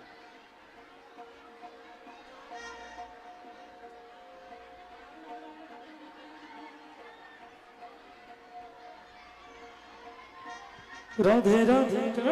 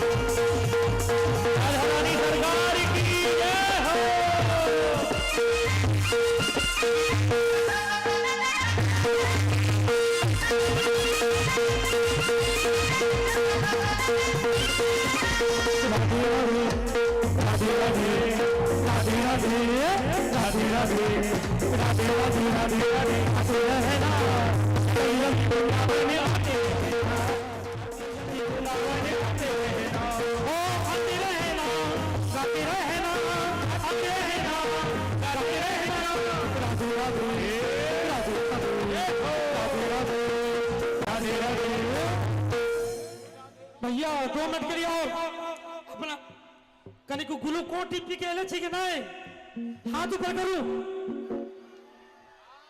अरे राधे राधे अरे राधे राधे अरे राधे राधे अरे राधे राधे राधे राधे राधे रहना जल्दी जल्दी वृंदावन आते रहना जल्दी जल्दी वृंदावन आते रहना ओ आते रहना आते रहना आते रहना आते रहना राधे राधे राधे राधे राधे राधे राधे राधे आते रहना जल्दी जल्दी वृंदावन आते रहना जल्दी जल्दी वृंदावन आते रहना राधे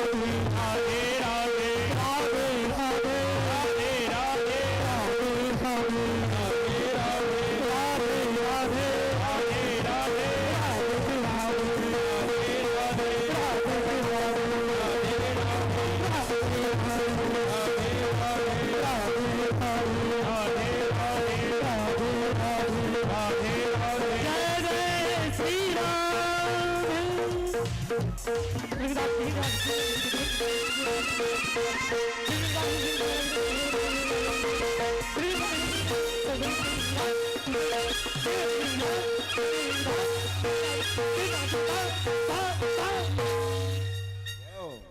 राधे राधे बिहारी लाल की।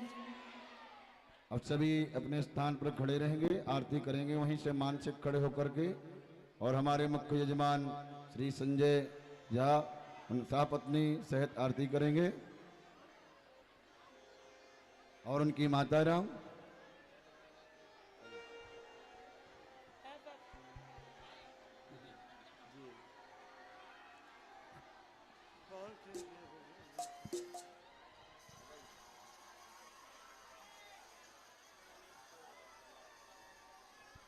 ओम चंद्रमा मनसो तत्सचोः सूर्यो अजायत त्रोत्राद्वाय च प्राण च मुका दग्निरजायत। श्री बांके बिहारी तेरी आरती गाओ बांके बिहारी आरती गाओ अरे आपको रिझाओ आरती गाओ प्यारे आपको रिझाओ आपको रिझाओ प्यारे शीश नवाओ आपको रिझाओ प्यारे शीश नवाओ बांके बिहारी तेरी आरती गाओ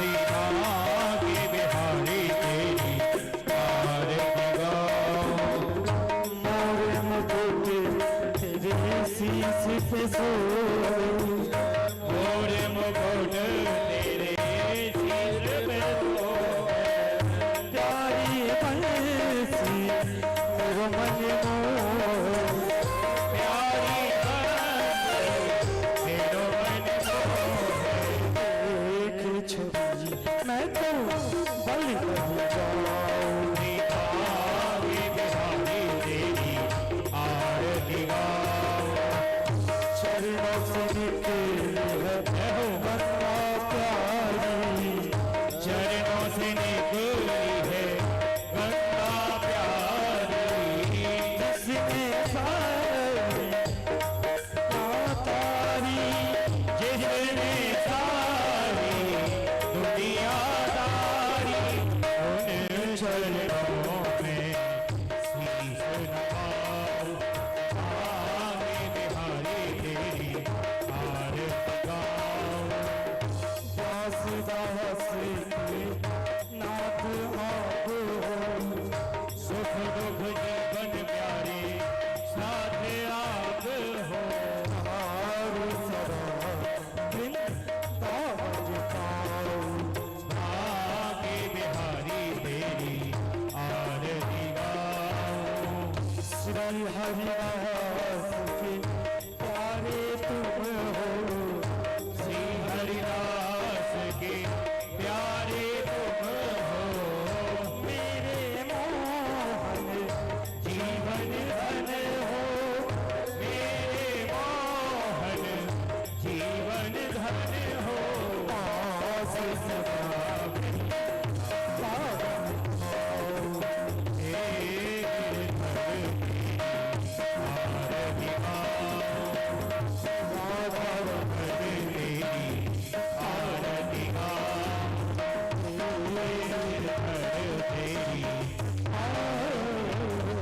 ओम जले शीतलीकरणं द्योः शान्तिरन्तरजगो शान्तिः पृथिवी शान्तिरापः शान्तिरोगदयः शान्तिः वनस्पतयः शान्तिर्विश्वे देवाः शान्तिब्रह्म शान्तिः त्र्यम्बकं शान्तिः शान्तिरेव शान्तिः